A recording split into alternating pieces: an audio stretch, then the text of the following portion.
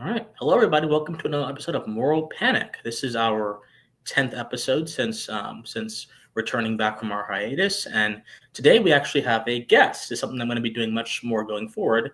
StateOfDaniel, also known as Daniel Dalton, who has been a longtime ally and friend of this channel, and I've been a longtime fan of his as well. Ever since I was actually aware of YouTuber, I've been a fan of his, and his channel has gone through many different phases, but a lot of folks know him today for his brilliant political analysis on things, even-handed, right-leaning perspective. And so I'm very happy to have him with us today to walk through some of the day's issues in a rather accessible way. How are you doing, Daniel? I'm good, Christian. Thank you for having me. I'm very excited. Absolutely. And Nikoji, of course, is here with us as well. And hopefully, as people come file in, you guys will all be here with us as well to participate in the conversation.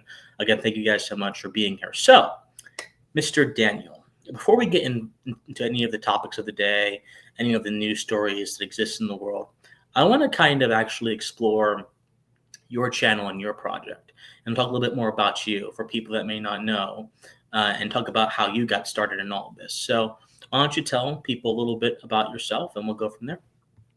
Cool. That is a great question, and it's funny because the channel, as you sort of alluded to, it's been around for a while, and it's definitely gone through various seasons.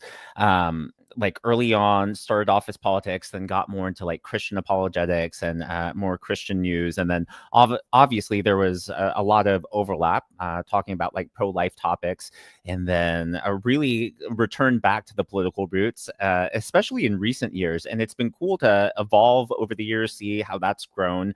My goal always has been, I think, like just long-term picture was to sort of become the I guess the video version of the Drudge Report. Obviously, Drudge today isn't what he used to be, but I think that there's a lot of ways that you can have a positive impact without lecturing to people or like trying to scold them to believe certain things, which we see a lot on news. What I really appreciated about Drudge, what I would consider the golden age of Drudge, is sure, he sort of gave you perspective on the story by obviously how he editorialized using his titles and the subtext before he linked, but he didn't actually write the articles, right? He was just sharing these news stories, and it was up to you to draw your own conclusion. And obviously, because of the text leading into it, you could see where Drudge was coming from, and maybe you agreed, maybe you didn't. And that's sort of what I have approached the channel as.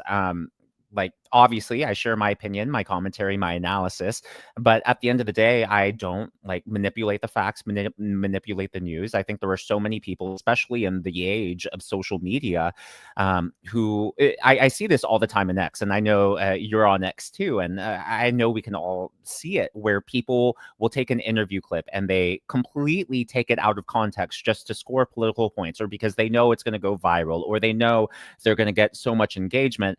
And then when you watch like the full interview, it's like, that little clip was sort of misrepresented. And so it's one of those things where, number one, I want the channel to be known for, if I promise something in the title or if I tease something, you're actually going to get those goods. And even if you watch like a full clip beyond what I showed, you're not going to be like, oh, he took that out of context or he misrepresented it. I think people want that sort of authenticity.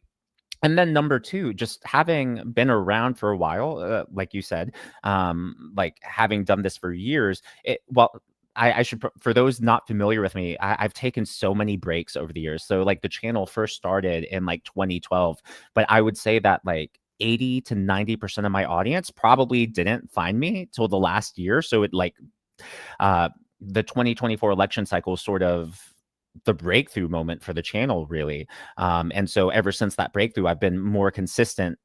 But all of that to say, when I took breaks, going back to 2012, the only like conservative voice on YouTube at the time was Steven Crowder. There was no Candace Owens. There was no Ben Shapiro. When I returned in 2016, they obviously had blown up, Candace and Ben, and were bigger than I was, but they were still like newer. But I guess all of that to say, long-winded way of saying, it's been interesting to see how social media has evolved and is still evolving. And I think that I love that you even asked this question, because it's something that I wrestle with. I know you wrestle with it, and it's one of those things as creators where it's like, what is the ethos for our channel? Yes, of course we want to get views. Yes, getting like monetized is nice, but as cliche and cheesy as it sounds, you do realize that there is a responsibility with your voice, a responsibility with your influence, and you really have to own like that ethos. And so I hope, really long-winded, but I hope that sums it up. No, that was a exquisite answer. And so there's actually several points in there I want to jump off. And Nikoji, if you have any questions or comments, please feel free to interject as well. But there are several points that I actually kind of wanted to go off on. So you mentioned when you started, there were not these very big voices, and there was just Crowder. I actually explicitly remember this because I was watching you around the time you first started, and I was watching a lot of your Christian apologetics content, and a lot of the people back then that were really antagonistic and really were more actually and even left wing, like Thunderfoot, Amazing Atheist, Jacqueline Glenn. These people, they were massive personalities. Today, you don't even hear about them at all. Like they're a blip on the radar. But back then, they were massive personalities, and a lot of folks underestimate just how big a lot of left-leaning adjacent creators were on YouTube back at that time.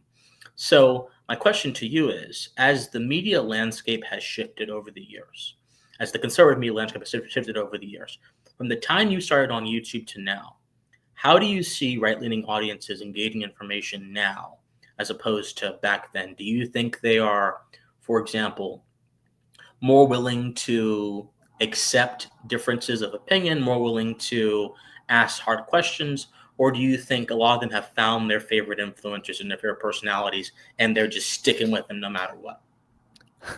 That is a tough question. I know this seems like a non-answer, but it's as honest as I can be. I think it's all of the above. I think as a whole, people realize that the traditional media ecosystem is broken, and that's why they go online in the first place. They're answering or looking for answers to the questions, or they're looking for other perspectives. And even as I like try to understand the YouTube algorithm, one of the crazy things I've learned is that from the algorithm's perspective, I can't speak towards TikTok, Instagram. Like I do cross promote the channel on these other platforms, but I live on YouTube as a creator. But the crazy thing, and I actually got this, so a lot of people don't know, but like when you get to a certain point in YouTube, and I'm sure there are other like points higher than me, like for the bigger fish, but you will get connected like with a YouTube coach, and you have like a 6 to 8 week coaching session, and you have like direct access to people working at YouTube.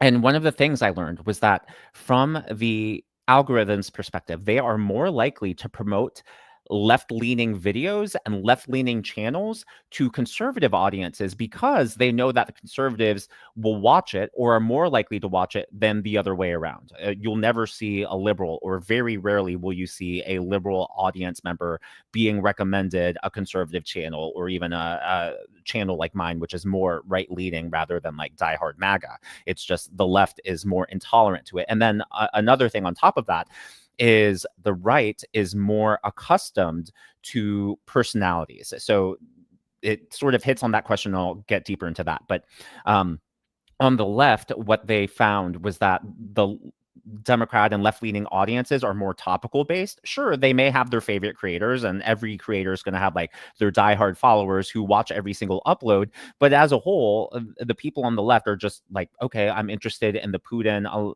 and Trump summit in Alaska.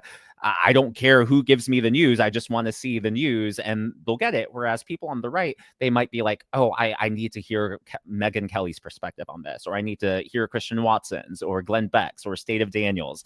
And so it's interesting in the behavior of the audiences in those ways. And I believe a lot of it is because prior to social media, prior to YouTube, when it, especially with older audiences, there really was only one option, which was the cable networks. And so I think the right is accustomed to that in general. I will say one of the things, speaking of moral panic, one of the things that worries me is that I'm afraid that even though I believe that's the overarching picture, I'm afraid that that's changing and evolving over time. I believe that some people like being in the echo chamber. They want to be preached at. They want cheerleaders rather than true analysts and commentary or people who are going to challenge. One of the comments that I get that frustrates isn't the right word, but one of the comments that worries me the most are when people are like, Daniel, why aren't you reporting on this thing that Trump said, or reporting on this thing that Caroline Levitt said, or reporting on what the administration said? And my goal isn't to be a mouthpiece for the administration. My goal is to deliver the news and hold people accountable, people in power accountable, and that applies to both sides. And I think that one of the things that's happened, especially when it comes to President Trump. And I understand people on the right are reflexively like defensive of him because you can talk about the Russia witch hunts. You can talk about the assassination attempt. Like, it's very clear that President Trump has been unusually targeted in the political sphere. And I think that's tempted or created a slippery slope or created a stumbling block where people reflexively defend him at every single mood as if he can't do anything wrong. One of the comments I see all the time is when has President Trump ever been wrong? And 2 words like Mike Pence, and like, surely you can agree with that, right? And it's Yeah, I agree. yeah. I think we can all be in agreement on that. Yeah, and so it's frustrating, and it's this is like, I guess you asked such a good question, and I feel like I could just go on forever, and we So could go whichever down direction you want to go, Daniel. Seriously, very no, I'm enjoying like it. like from a creator's perspective, it is so. And this is like the most. I can't believe I'm saying this live. So if like people are tuning in from my audience, oh my gosh, like don't burn me at the stake. But it's the challenge. Going back to what I said with your first question, as a creator, is like, where do you draw that line? Because would I vote for President Trump again? Yes. Do I approve of what he's doing? I don't approve of everything, but if a pollster called me, I would say, yeah, I approve. And so, you, especially in an election cycle, I put out all this content. And so a lot of people, especially those who don't watch every video or take the time to go on my profile, they'll think, oh, Daniel's a Republican. He's diehard MAGA. And it's like, no, I'm an independent. And so I guess that line comes in of, you don't want to become a victim of audience capture. You don't want to feel imprisoned. And I've put out videos. I've talked about Epstein and have lost hundreds, if not thousands, of subscribers for saying things that people find unpalatable. And it's this fine line of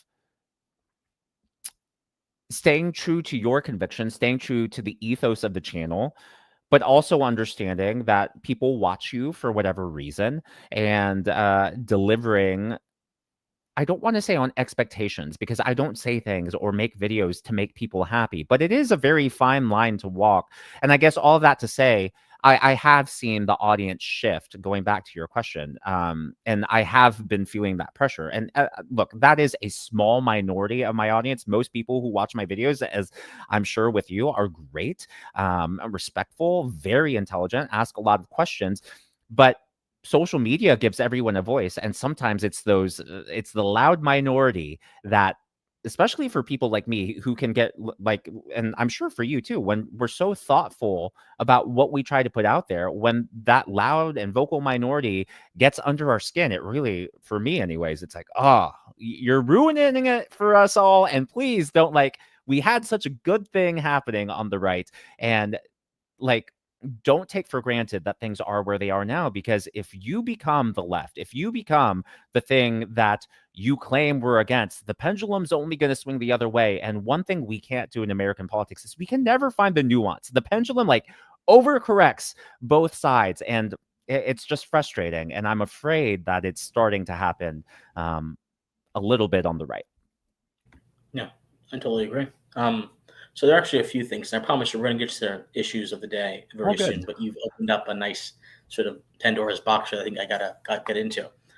I think a lot of what you're describing goes back to the problem in the conservative ecosystem and in the general political media ecosystem, and the sort of social arena ecosystem, which also involves a nonprofit world, all that kind of stuff. There's a general problem. There's a management problem. A lot of them wish to manage perspectives. They wish to have voices that reflect simplified, manicured, sanitized ideas that are safe for public consumption, which then thrusts the public mind into a certain state, certain posture, where it is not thinking, it is not refining, it is not reflecting, it is merely receiving, consuming, and acting in accordance to what is received and consumed. In other words, it is solely a container for the thoughts of somebody else, not an active kind of conversation to help create a healthier moment in our country. And that's a big problem. And in my own career, because many folks may not realize, I've been doing this since 2019.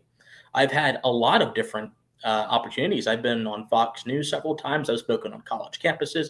I've done a lot of things, which is people say, well, you do all this, but your channel. I mean, yeah, it's just not, it doesn't all connect. Different audiences do different things, but I've written in places. So I've been everywhere. And one of the things I have seen is that if there is one thing that the conservative media ecosystem is terrified of broadly, it's somebody who thinks beyond the headlines. It's someone who talks substantively in a way that does not arouse passion, but arouses your reason. And it actually makes you want to think. Because they think the public, or at least they think a certain section of the viewing public, is not smart enough for it. And that then leads to this kind of tribalistic mentality where people say, well, look, we need to connect the legitimacy of ideas to personalities, and we need you to talk about those personalities. That's why you're getting those kind of comments. Why aren't you talking about what Caroline Levitt talked about? Because that's how a lot of folks have been trained to think by the general media ecosystem, which is unfortunately reflected within conservative media. So it's going to take folks like you and I to kind of go against that grain and say, hey, let's put a pause on things. Let's reset.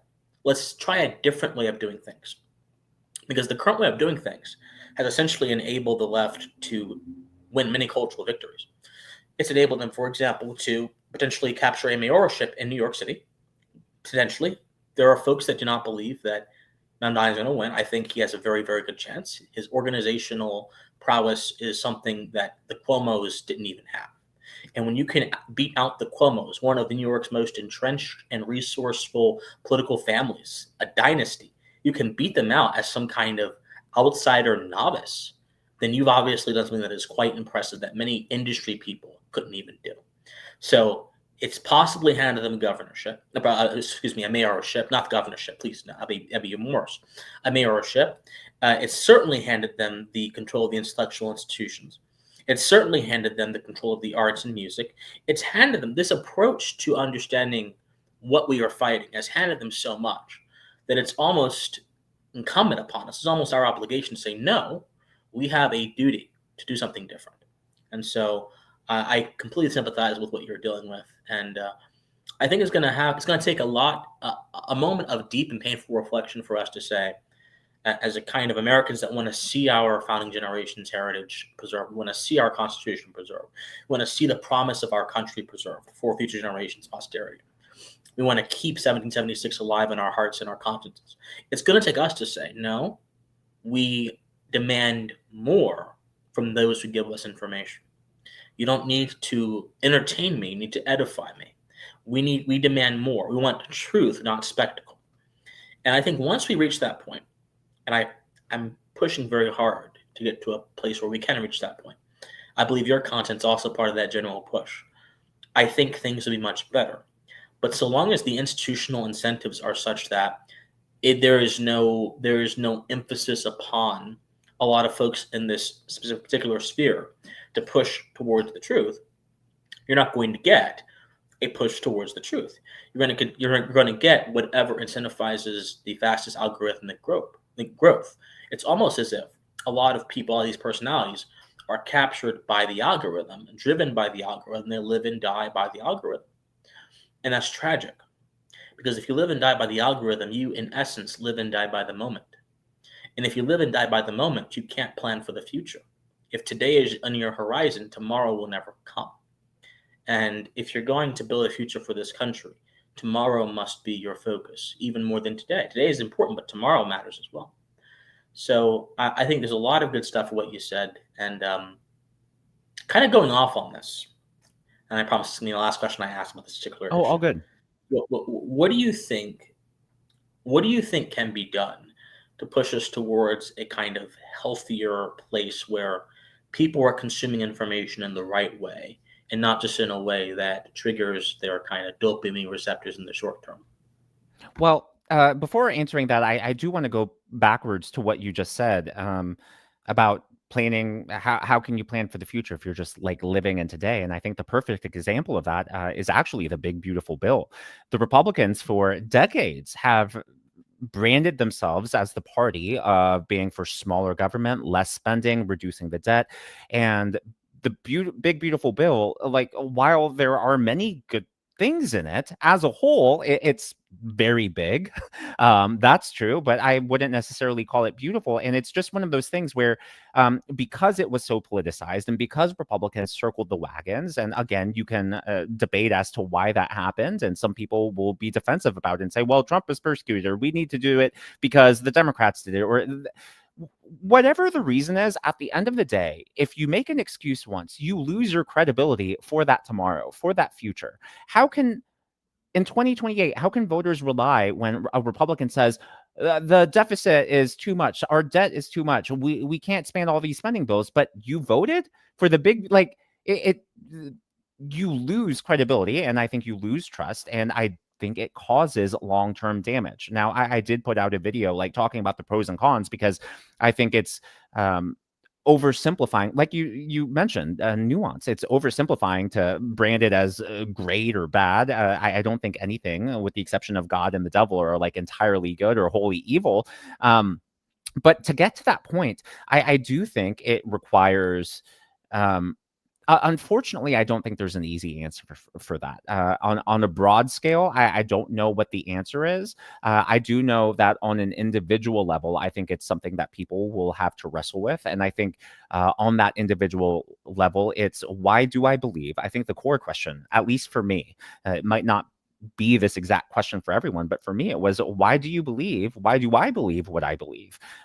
Do I believe it because I was raised to believe it all my life? Do I believe it because that's what I'm told to believe from the news sources I consume? That's why personally I consume sources. I mean, I say on the channel, one of my favorite programs, I never miss an episode, is Bill Maher on HBO. I hardly agree with anything he says, but I know I don't think he's perfect, but I believe he's genuine in that I don't think he's saying things just to get ratings. I believe he truly believes what he's saying on there. And so it exposes me to his worldview. And even if he doesn't change my mind, he makes me think to realize, this is why I disagree with them. In that moment, I might not immediately realize why I believe what I believe, but I'll at least know, hey, I don't believe what he does, and I know why.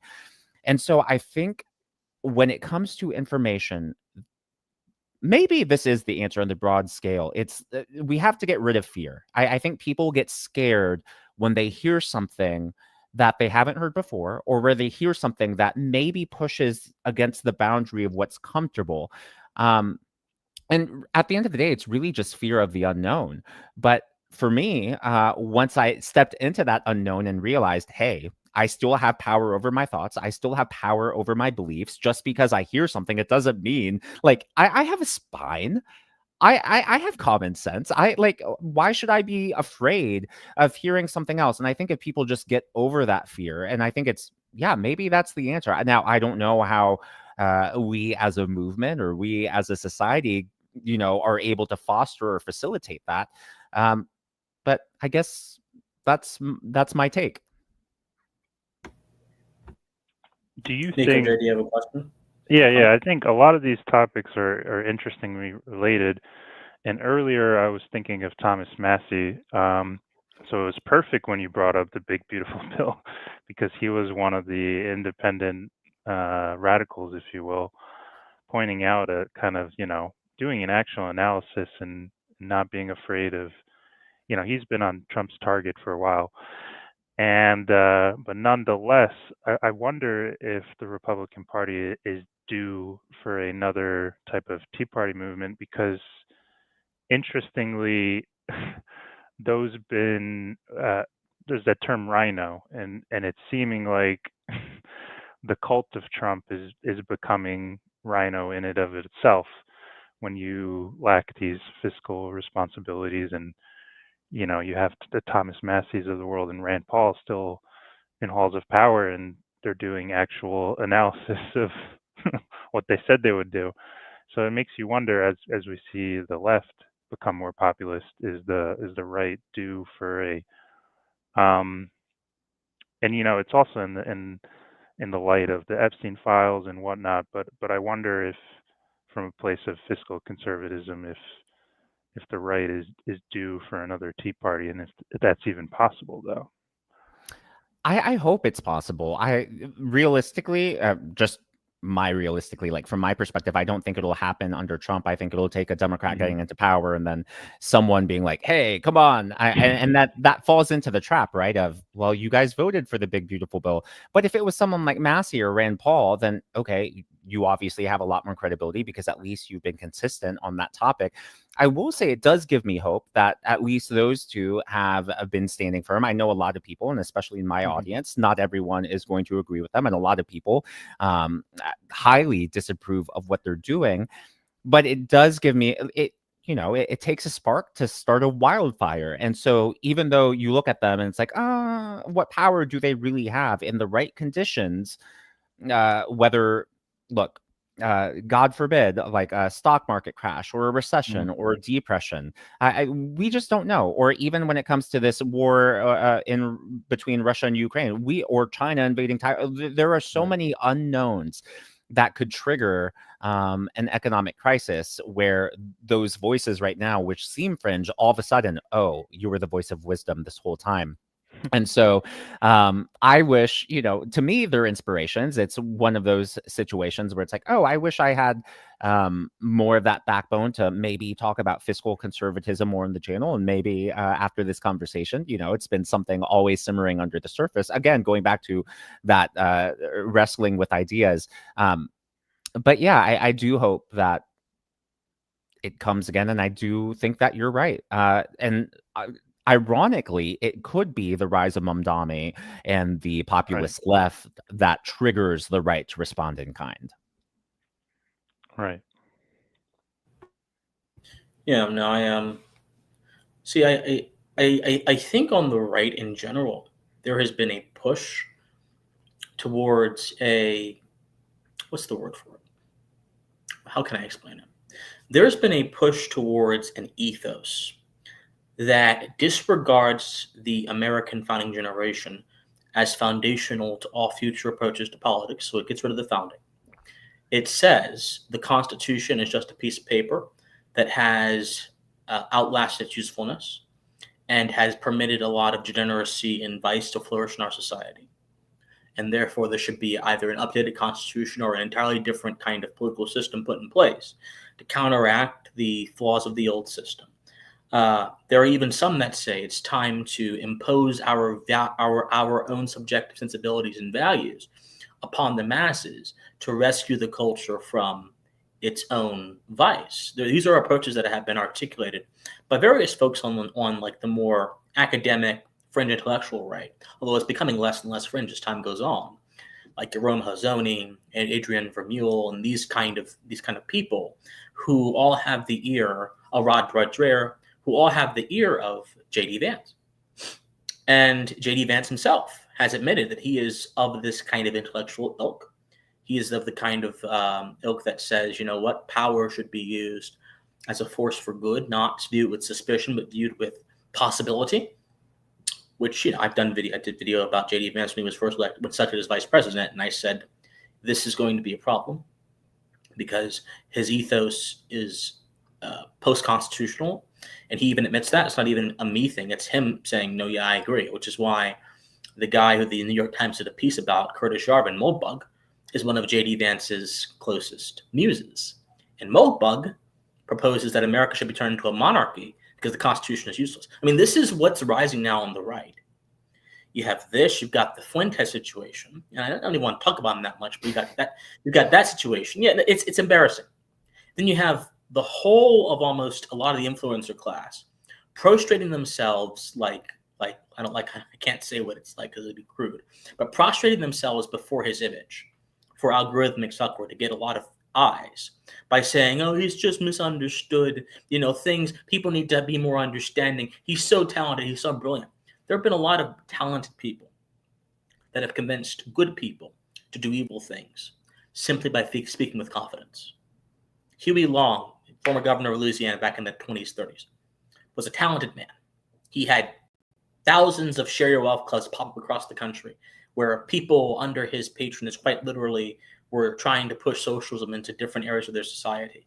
Very talented. If he hadn't been shot in Louisiana, he probably would have beat FDR for the Democratic nomination, and he probably would have been the president. He literally took over the Louisiana state capitol. He was like a mob boss. He had so much control over Louisiana that when he went over into Washington, D.C., as a senator, he still had the governor under his thumb because they were scared that Huey Long's thugs would kill them if they didn't do what he said. This was the kind of stuff that has risen up in the American life due to people that have been confident and who have spoken with confidence and have deceived so many people. So we're at a point right now on the right where there has to be some soul searching. And we do have to ask ourselves a question. Are we going to continue to float down this path that says that speaks with speaks about the history and the character of America with shame or with regret?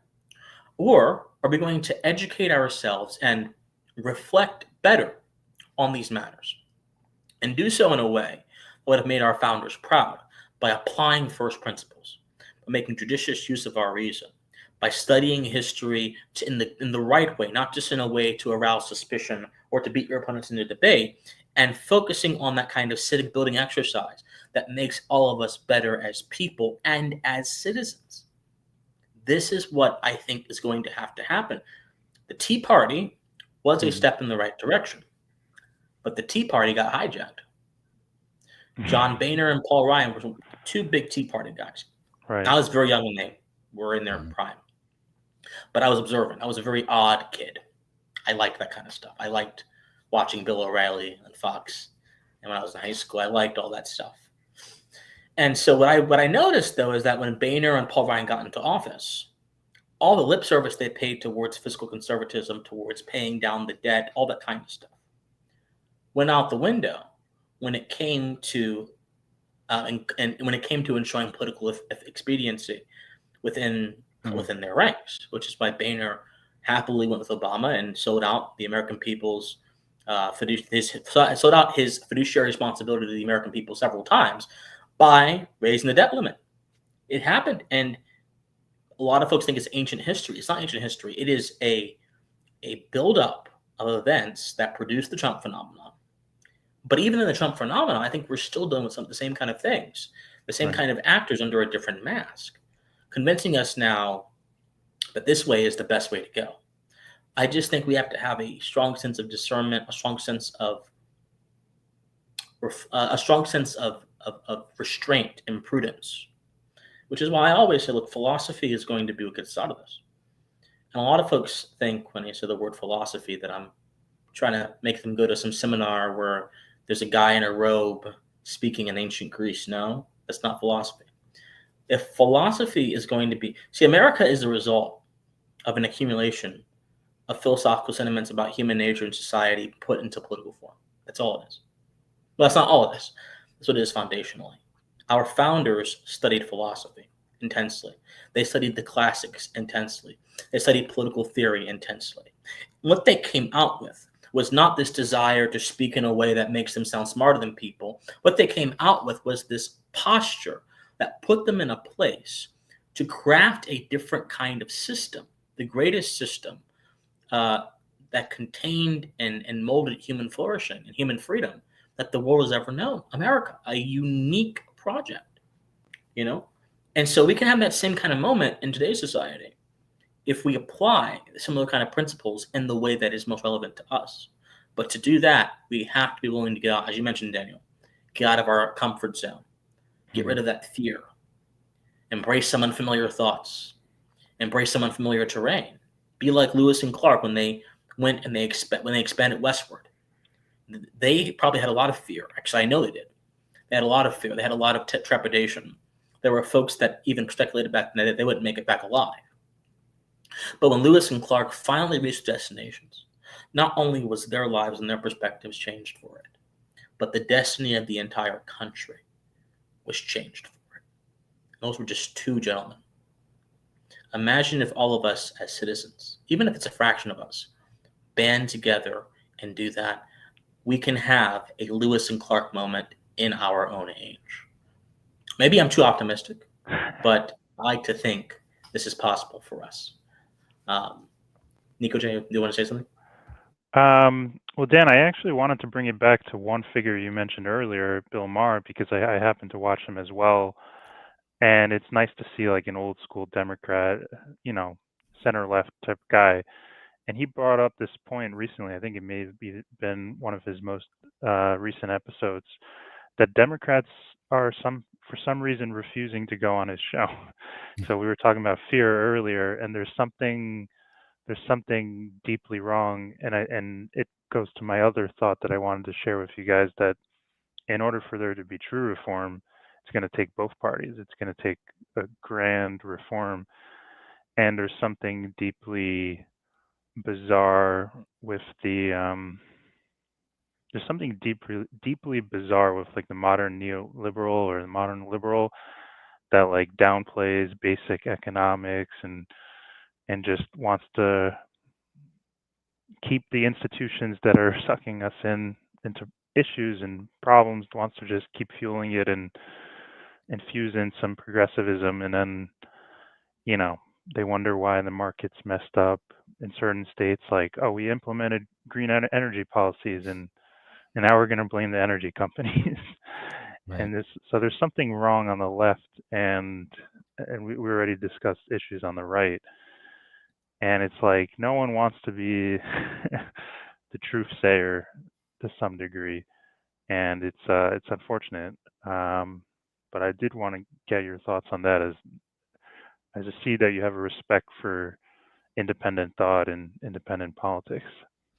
Yeah, I mean, in regards to Bill Maher, I think Democrats are probably afraid of going on, since he is more of that classical liberal, especially when it comes to the social issues, like anything trans, for example. Like, I would not be surprised if Rahm Emanuel, if that becomes like a hot topic for him. He recently appeared on Megyn Kelly's show and said that women are women and they can't become, like, he definitely went against that. And I believe, if I'm not mistaken, that Bill Maher is on that same page. And it's surprising to me, because I've always been under the perception and the assumption that Democrats circle the wagons better than Republicans do, or at least they used to. And it's you definitely see a fracturing on the left as well. And so I think that's maybe telling of the times that we're in. But going back to what you were saying, I think a lot of this comes from higher education, or maybe the intellectual class of the left, so to speak.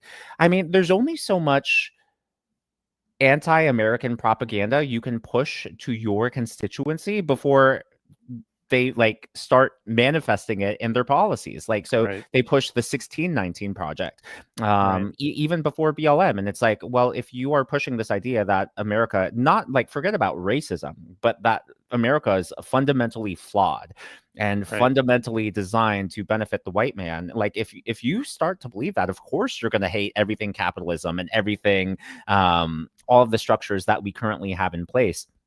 And so on the left, I think, I guess two things. Number one, someone needs to be on the left and actually have a spine, similar to what Massey and Rand Paul are doing on the right.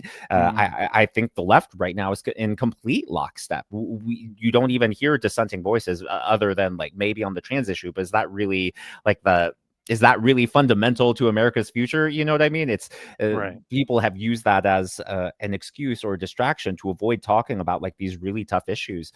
The fact that Elizabeth Warren is embracing Mamdani the way that she is, and other leaders like Hakeem Jeffries are afraid to say anything bad about him, and they just Right. say bland things like, "Oh, well, the voters of New York are going to have to figure it out themselves." Well, you're telling me you can't have a stance on this? Like, you don't think that the mayor of the largest city in America will affect not just politics in the state, but affect politics across the country? Not to mention that New York is the economic capital of the country, the largest markets capital in the world. Like, it's, yeah. all of that to say, it's the left is definitely due for its own reckoning as well, and it just seems like everyone is running in the same direction towards a cliff, and they're doing so like flying balloons and like blowing like happy, like I don't know, like birthday whistle things. It just makes no sense to me. It seems like if they are going to continue to swing, we were talking about pendulums, and there definitely are pendulums when we look at history and politics. It seems like the more they become this progressive style socialistic, not even, we can no longer say socialistic because some of these candidates are full on embracing it. And that's because of partially academia and what you mentioned before. But it seems like the moderates would just have to find a new home. And it's bizarre, but it's this funny zigzag that if we were to draw it out, like with the decade by decade shifts, it seems like there is going to be a continuing momentum. Like if they're going to be, not following basic supply and demand, and where is our Milton Friedman of this decade to tell you that, I'm sorry, there is no such thing as a free lunch? What do you mean Mhm. free buses? Someone needs to pay for that. We can't turn New York City into just the Soviet Union. Right. It is one of those situations where I don't think people think like just beyond, like it sounds beyond themselves. It's like, oh, I'm in fight, and it's not to downplay. Like life is hard for people. Um, it's hard. Some people are working multiple jobs, even if you work very hard at a job that you love, or even if you don't love it, it's a stable job. It can be soul sucking to do that and then come home, have a social life, have a hobby, pursue other passions such as like content creation. And it's, you know, you said so much and I'm like all over the place here, but like as far as like the extremes and the zigzagging, it is funny because I know a lot of people mocked Elon Musk, and it seems like Elon Musk is changing his mind about like starting that third party, and a lot of Mhm. people like downplayed it. But honestly, I was like, I it could be viable. Now, Right, does that mean like that his candidate would win? No, but I do think that there are enough people in both parties disillusioned with both parties that right. I wouldn't completely discount a third party. I think it's, would it happen this year? No, but I think we're closer than we've ever been. So I think people on both sides are hungry for that, and it goes back to yeah, just it's almost like we have two pendulums now, and it's like they're Mm. swinging out from each other, and they just keep going, and if it's this rubber band, it's like, can this center hold, or is there going to be a tear in the fabric sooner or later? Hopefully that doesn't Y- happen. y- Right. You know, I'm at the point where I want to kind of break the pendulum into 1,000 pieces and scatter it. No, Yeah. and Yeah. because for so many years I've been hearing about this pendulum swing, and I've been witnessing this pendulum swing, Right. and it implies something that's actually quite disturbing. It implies that the mood of people in the country, of politically aware people in the country, determines the direction our country goes in. And if a moods change at the snap of a finger, if a mood can change the direction of a country, the country has either A, no foundation at all, which we know is untrue because America has a quite articulated and philosophically robust, historically robust foundation rooted in natural law, human nature, and eternal truths. So in that case, there's only one other possibility. And the other possibility is that the country has lost touch with its foundation and has replaced some other standard as the way to estimate how our politics should be conducted. And that's a civic crisis, especially in a country as unique as America. See, if you're in Iceland or Britain or whatever, Mm. losing touch with your foundations is very different than losing touch with your foundations in America. Not because those countries don't matter, they do, but because those countries are not founded off of articulated principles solely. Mm. Those countries are a long range, long end result of thousands of years of ancestral and traditional history Mhm. that manifested into a single point. With England, you have the Saxons. Iceland, a lot of Nordic tribes went over there and settled over there in Iceland, and eventually they developed the bigger tribes, and they eventually settled what is today known as Iceland. With America, it's a little bit different. Yes, we had settlers, but there wasn't thousands of years of American history. There was a sort of Native American undeveloped part of the history, a colonial history. Then all of a sudden, this flashbang in the course of human events called the American Revolution happens and almost instantaneously creates a new kind of country, a country where traditions and bloodlines don't define the essence of it, but ideas and ideas, temperament, and rightful conduct anchored in strong morality decides both the character and essence of the country and the proper posture of the citizenry, the people. But the moment we say, I'm going to let event A or event B affect my focus in such a way that it's going to move me towards a different posture, is the moment we say principles no longer matter. It's the moment we say foundational truth no longer matters. It's the moment we say objective morality no longer matters. It's the moment we say the sort of civic glue that binds us together is merely accidental, or it's merely incidental to what we want. A citizenry that is overrun by its passions, its wants, its mood, is a citizenry that is subject to tyranny, number one, and number two, is a citizenry that cannot even govern itself. And if you can't govern yourself, what in the world makes you think you can create a good governance by your decisions to elect leaders? Because if you cannot govern yourself, it's going to reflect in your decisions, and that's going to lead to leaders that also have a similar perspective towards you, like you have yourself. Knowing thyself is not just some abstract prospect. It is an insurance policy for the survival of a nation. So I want to break the pendulum into half. I want to scatter it into 1,000 pieces. I want to burn it. I want to throw it in the ocean. I'm being violent right now, I know, but still. I love it. I love it. To go away. A very American thing, yeah. Because the pendulum is really effing up our country. Right. My rant so far. I fully agree. Agreed 100%. And so, yeah, that's just my little. So, Daniel, I know we have a time limit. I'm so sorry we didn't get to a lot of events today. No, okay. This has been a great conversation, and you both have great insights and questions. So I'm having a great time. Absolutely, me too. So before you do go, let us talk about at least one event, because I know we've been spending our time most talking about general cultural issues. So, Nikoji, is there a particular event you wanted to ask Daniel about? I have some in mind myself, but if you have anything. Oh, I was going to ask, because I was viewing your channel, and it was something about the ICE raids in California. And I actually, maybe if we weren't streaming, I'd click on that video. I didn't get a chance to look into that. So maybe you want to tell the viewers? Yeah, so ICE raids have been going on. They're the most recent one. Some people love it, some people hate it. So just no commentary yet. These are just the facts. That basically Gavin Newsome was hosting a press conference half press conference, half rally. It was a smaller rally. What was interesting about I actually have a cat bed over here. So if this is, I don't know, this is, you can see part of my skincare routine. Let's say this is like Gavin Newsome, like Not here. Sponsored. Not sponsored. No, I'll turn it around.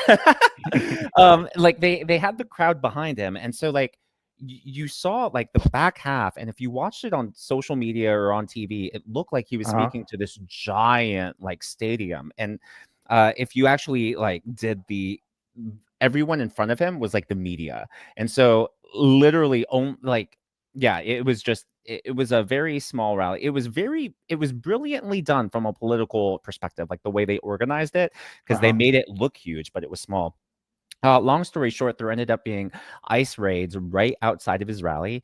A lot of people explained, it was coincidence. And then Gavin Newsome, Karen Bass, and other Democrat leaders, Adam Schiff, said, this is intimidation. Now, no one there was arrested, as far as I'm aware, for their political beliefs or being a Democrat. It was just people outside who were non-citizens were the only ones being arrested, but they took it as a sign of intimidation, and obviously it's turned into this huge issue.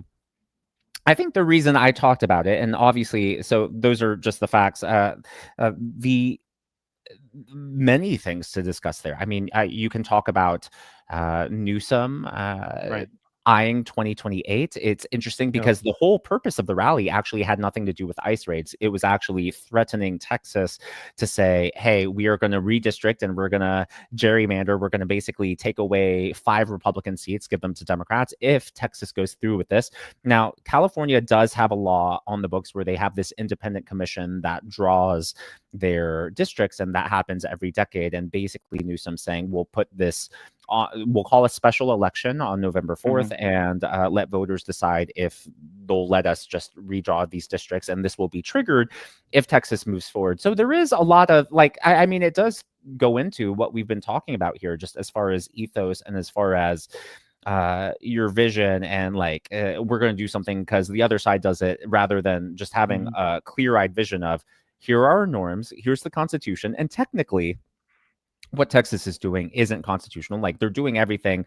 Like, they have no, like, states like New York, New Jersey, Michigan. Like, there are a lot of states where their state constitution only allows them to redraw districts every decade. On a national, like the United States Constitution, there isn't a limit. It does say that after every census, and the census happens every 10 years, that the districts get redrawn and or reevaluated, but there isn't a prohibition on doing that as long as the state's constitution doesn't prohibit that. So I think there's a lot to discuss as far as, was Gavin Newsom right? Was he wrong? And then the ICE raids, is that intimidation? Is that just funny trolling by President Trump?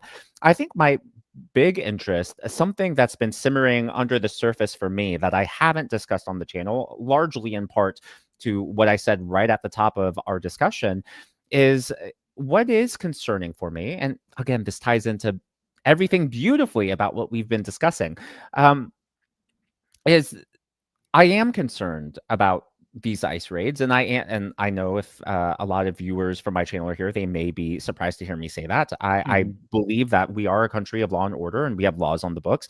However, it is a fact that many American citizens, including American-born, native-born citizens, not just like naturalized people who look brown, or are brown, excuse me, have been wrongfully arrested and detained. And in a handful of cases, some of those American citizens have been deported. If this was happening under a Democrat president, Republicans would be screaming their heads off. Like, how can you let that happen? That is so wrong.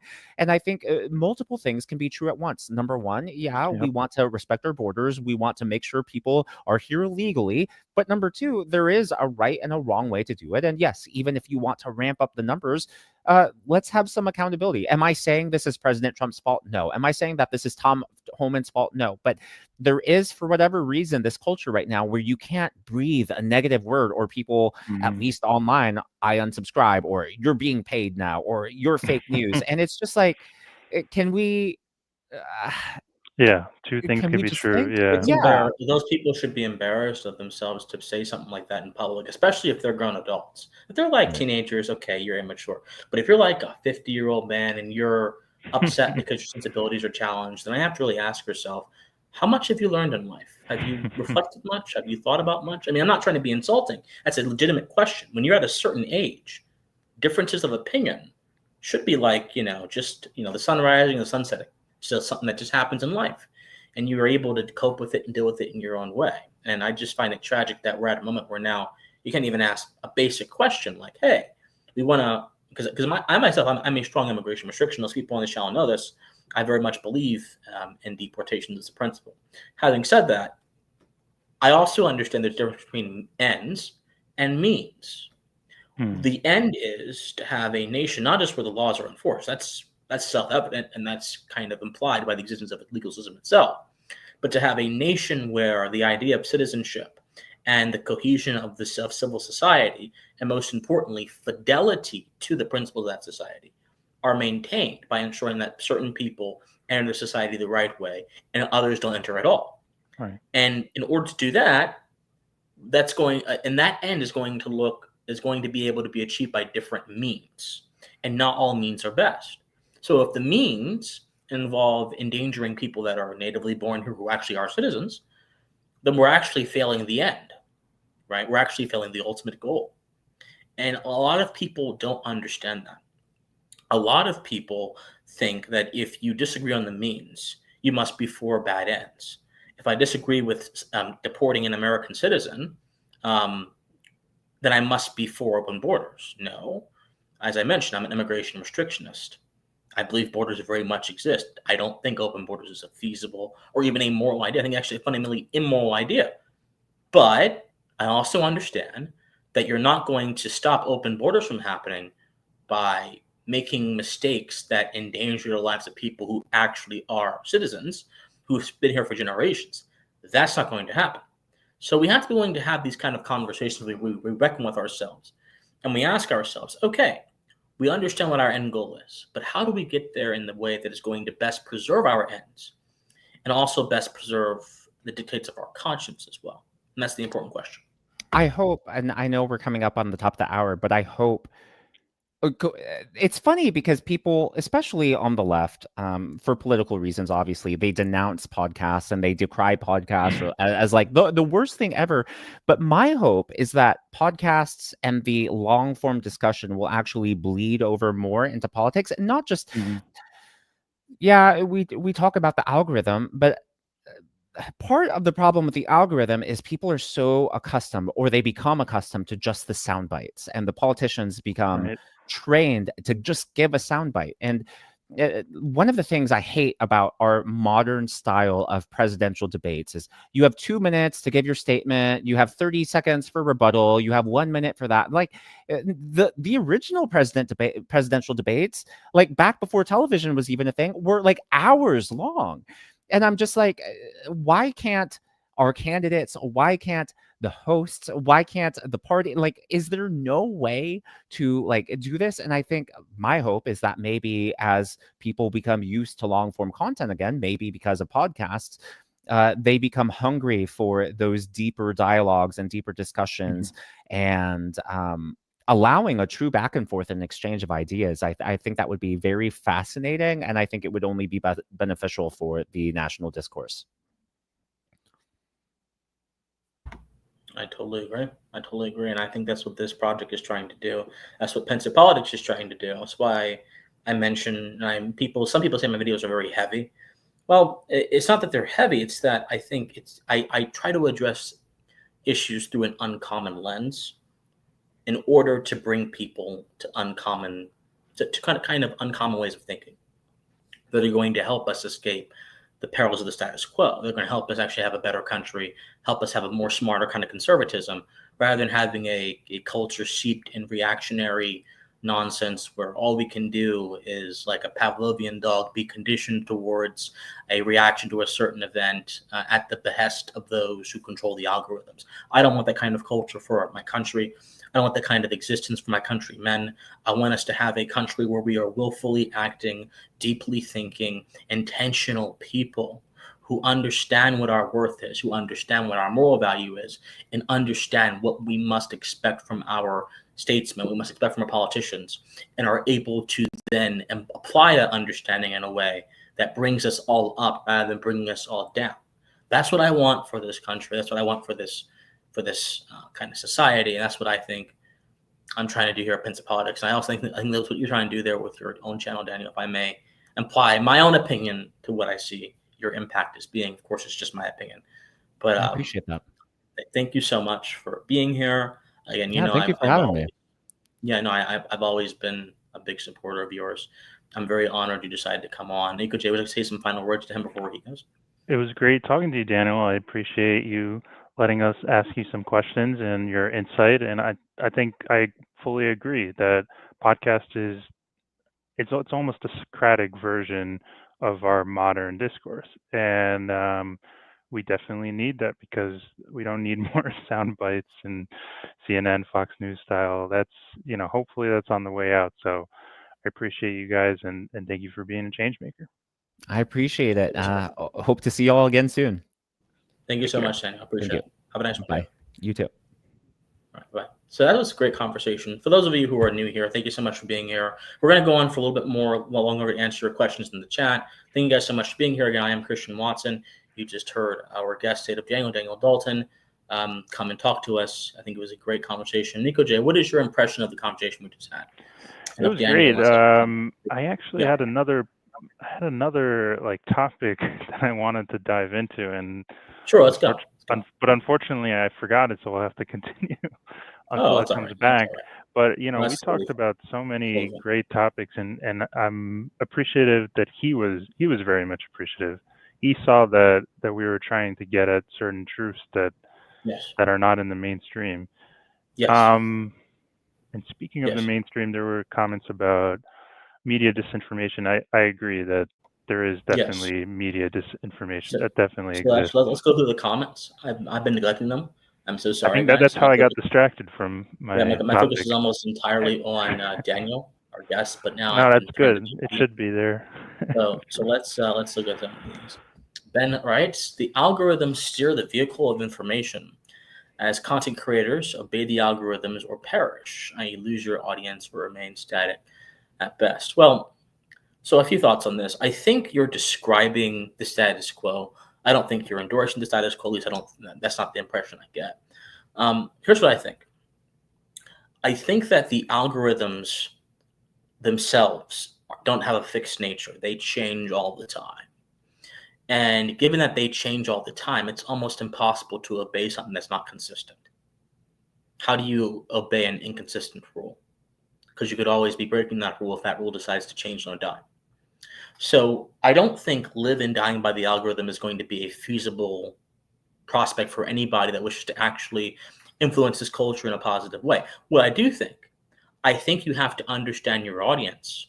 Number one, you have to understand the audience you're trying to get to, number two. And number three, you have to be willing to put your neck out there in ways that demonstrate authenticity. If you do these things, the algorithm is going to gear you towards the people who resonate with that approach.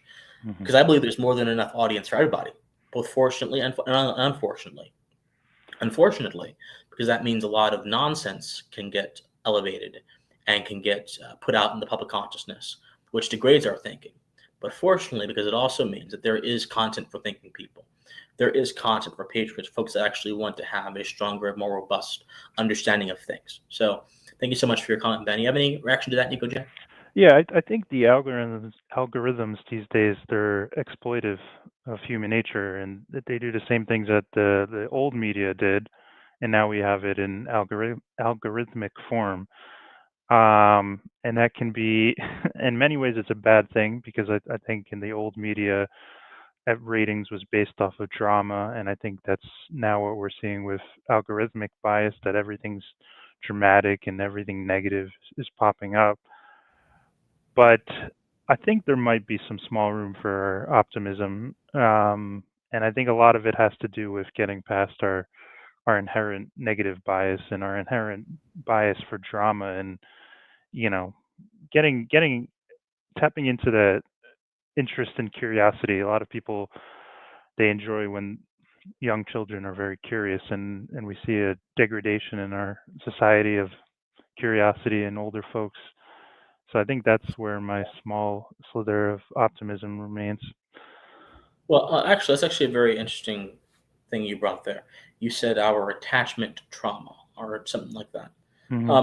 I have noticed, this has been going on for a while, since even I was a little kid, but even before that, that a lot of depictions in media do show a kind of traumatic, despair-ridden kind of content. Right, so this can go many directions. By the way, this can be either true crime, which, by the way, I'm guilty.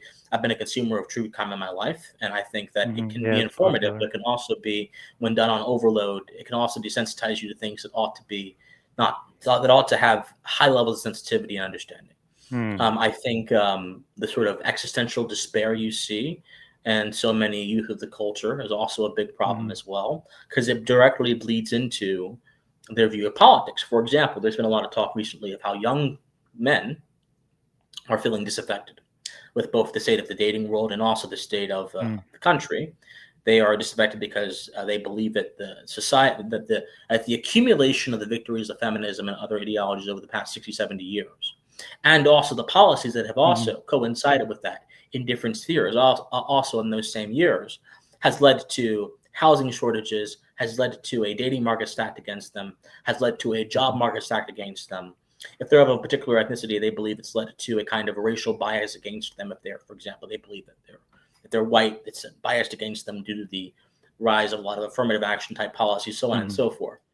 And all of these things create this sort of existential despair in a certain kind of population that says we have to be reactionary, we have to be extreme, we have to be radical in order to fight back against the collective victimization of ourselves.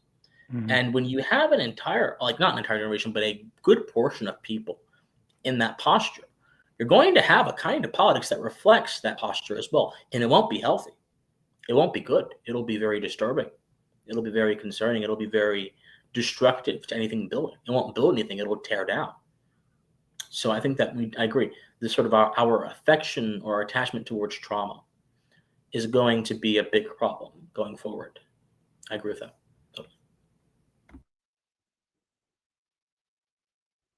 And I think it's related to that, those topics you've already discussed on your channel, the spectacle of personality, you know, the Piers Morgan style, which is old media, but we see it in new media, where people want to see debates and people want to see fights and brawls, where they took politics and they made it like sports, you know, and that's what a lot of politics is, to be honest.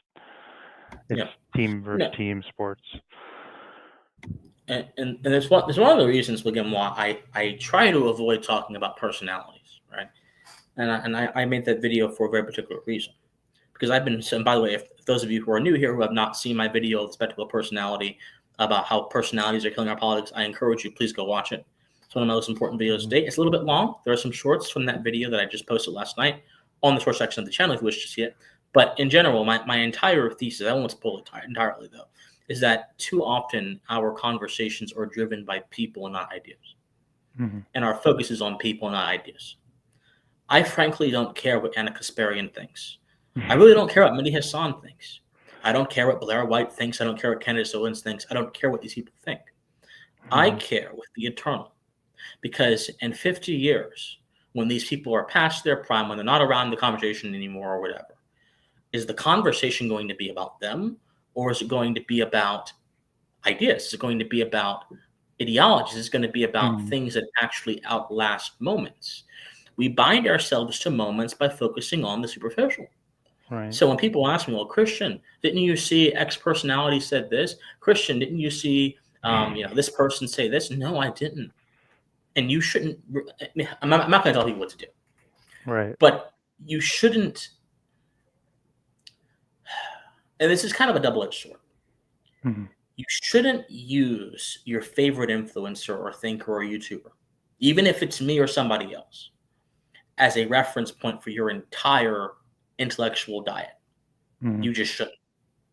You should not. You should not. It is so unhealthy to be led like a sheep by one person or two people or three people. You have a mind for a reason.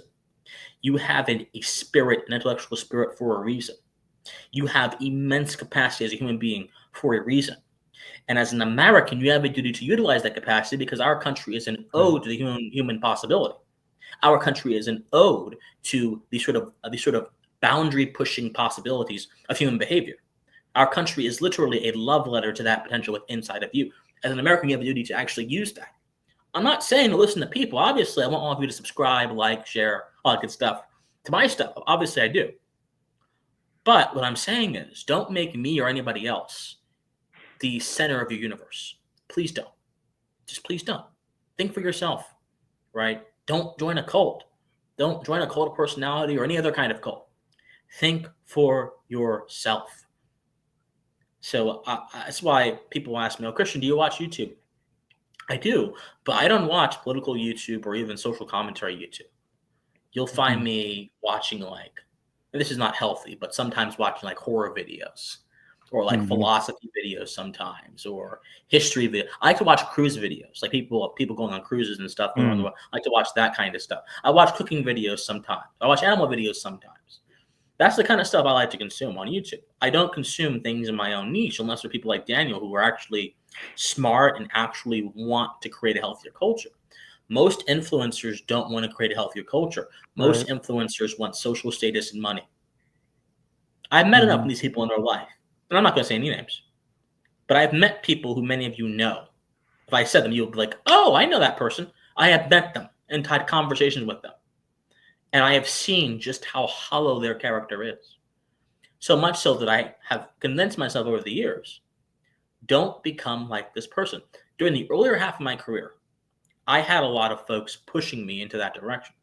And I'm so happy I'm happy I didn't do it. I'm happy I went a different way. So that's my opinion on that. We need to get rid of this personality nonsense Right. and focus on what matters. Yeah, I respect Daniel for being an independent thinker, and I think he had a lot of appreciation for our analytical reasoning, if we could call it that. That we're looking beyond the facade. There's a lot of facade, or I don't even know the plural, but there's a lot of cover-ups or just nonsense. There's a lot of nonsense in politics, and your first principles approach, I like that approach as well. Makes you think, and if people don't have appetite for thinking, then what are they doing? Yeah, absolutely. Absolutely. I totally agree. If they want to see drama, then there's the Real Housewives. Yeah, look, if you want to go see drama, there's Real Housewives, there's Piers Morgan, there's so many different shows, so many different channels that you can go watch. I mean, and I don't fault you for it. Look, I'll level with people for a little bit. A lot of people in this world work a blue collar job or a white collar job, no matter what kind of job. And that job takes 8 hours of their life, sometimes even more. Average takes 8 hours of their life. When they get home from work, no matter what time it is, they most likely want to just sit back, relax, decompress, and enjoy something light and fun. That's how most people work. I understand it. I've been there before. I am, in a sense, I'm there right now, although not entirely, because I've got a project to run. I've got a vision to build. I've got a culture to save. So I don't have the luxury to just sit back when I get off of work and just say, oh, what am I going to, no. I have to no, Christian, think and talk. Think, talk, and reflect, or else this is not going to work. So for me, it's different because I'm a little bit extreme. But for most people, most normal people who are not as crazy as I am, you want to just kind of sit back, relax, reflect, that kind of stuff. So your content consumption is going to reflect that. You may not want to hear about first principles or human nature, that kind of stuff, kind of weird stuff, right? No, I want to hear about Candace Owens and her husband, and if her husband's on the down low or something like that. I want to hear about that kind of stuff. Yeah. Like, did she have an affair with Kanye? Yada yada. That's one of the rumors that's going around. I don't know anything about that, but still, that's just a rumor. And I'm like, come on, people. Why are you speculating about someone else's marriage? Why are you speculating after? Just leave them alone, won't you? Just leave people alone. Anyway. You got some confirmation from our friend Bob. Oh, Bob Mr. Whittlefish. Let's see. Whittlefish, excuse me. One old man can confirm after work. Some man just want to. That's right. And thank you for the money, by the way, Mr. Whittlefish. I sincerely appreciate it as always. Everyone give a hand for Bob. He's been a very, very big help for us, and he's been a very good ally for us as well for so many years. So thank you so much. I appreciate it, Mr. Whittlefish. But yeah, no, and to his point, by the way, let's actually leave that up here. Look, the current work culture of this country, and of other countries too, but I'm an American, so I only know about this country, demands so much from you cognitively, psychologically, spiritually, that it becomes almost impossible to give as much to your own personal life that you give to your work. If the work is not your own, if you work with somebody else, it becomes hard. It becomes not even just hard, it becomes daring. And a lot of folks just never find the balance. The whole idea of a work-life balance actually is kind of funny to me because you use your life to work. So there shouldn't be a balance. There should be a subordination. Work should be subordinated to your life. Your life should come first, and that portion of your life should come second. But for many people, that's not how it works. And I think that's Right. a mighty problem in our culture. And that's Yeah. why we see in industry, how many ads do you get? BetterHelp ads, and everyone's been complaining about their scams and grifts, for better or for worse. Obviously there is a need for some of that type of stuff, but it's interesting, right? Because how many cultural problems we have, and then we have monetization of the effects. If there are Yeah. ways to reform the system, and then I think that's maybe some of my logic that I was coming to mind when we were speaking to Daniel, that like he was saying, two things could be true. Someone could support the system but also encourage reform. And it seems like we've been stuck in this weird dichotomy where like one side wants to get rid of everything and then another side wants to support everything. And the example that came to mind earlier, that took me a while to recuperate, but was law enforcement, where apparently it can't be true to support the idea of it and support reform. Apparently we got ourselves in a situation where one side says, let's just, get rid of it or nearly abolish it, and the other side says, no, support us. And then it makes you wonder, like, couldn't you reform and support at the same time? So we're seeing a lot of sportification of our politics and dumbing down. Yeah, absolutely. And when if this happens, whenever you collapse complex phenomena into slogans, you will only see the most basic appraisal of that phenomenon. Let me give you like let me give you like a thought experiment here. Mm-hmm. Let's say that I was evaluating an anthill. Let's go with this example. And every morning I saw a group of ants come out of the hole of the anthill and go into the grass and pick up pieces of food debris and bring it back to the anthill. Now, a rather simple appraisal of this would be, well, the ants are just going because they're hungry, right? They, like all insects and creatures, they need food to survive. They need sustenance to survive. And that's a very simple appraisal. But if I were to understand the nature of ants, how their colonies work, just how complex that system is, I could then reasonably understand that the ants aren't doing it just because they need sustenance. The ants are doing it because they intend to expand the colony. They intend to support the matriarch, the queen. Mm-hmm. They intend to grow. They intend to continue to build in their own way, even if it's a really primitive and not really a rather human way. It's still a manner that signifies some type of crude creation. So the hunger is merely a component of the process. But I mistake that component for the whole process. It's very odd, isn't it? We don't really, most people don't think about anthills in a very philosophical way. I'm a very weird person, I know, but still, when you confuse part of the process for the entire process, you really lose deeper understanding of the whole thing. You do. I tend to have I'll let you finish. Sorry, go on. No, I wanted to propose or interject my bias, where sometimes I view systems that appear complex, and maybe it's that first principles approach, but I think sometimes systems are not necessarily as complex as they appear, and that people's ideology gets in the way, and before they do an actual like system analysis, or if you will, their ideology is proposing the answer to said problem. A lot of politics has actually agreement on the problem. Like someone could say the economy is bad.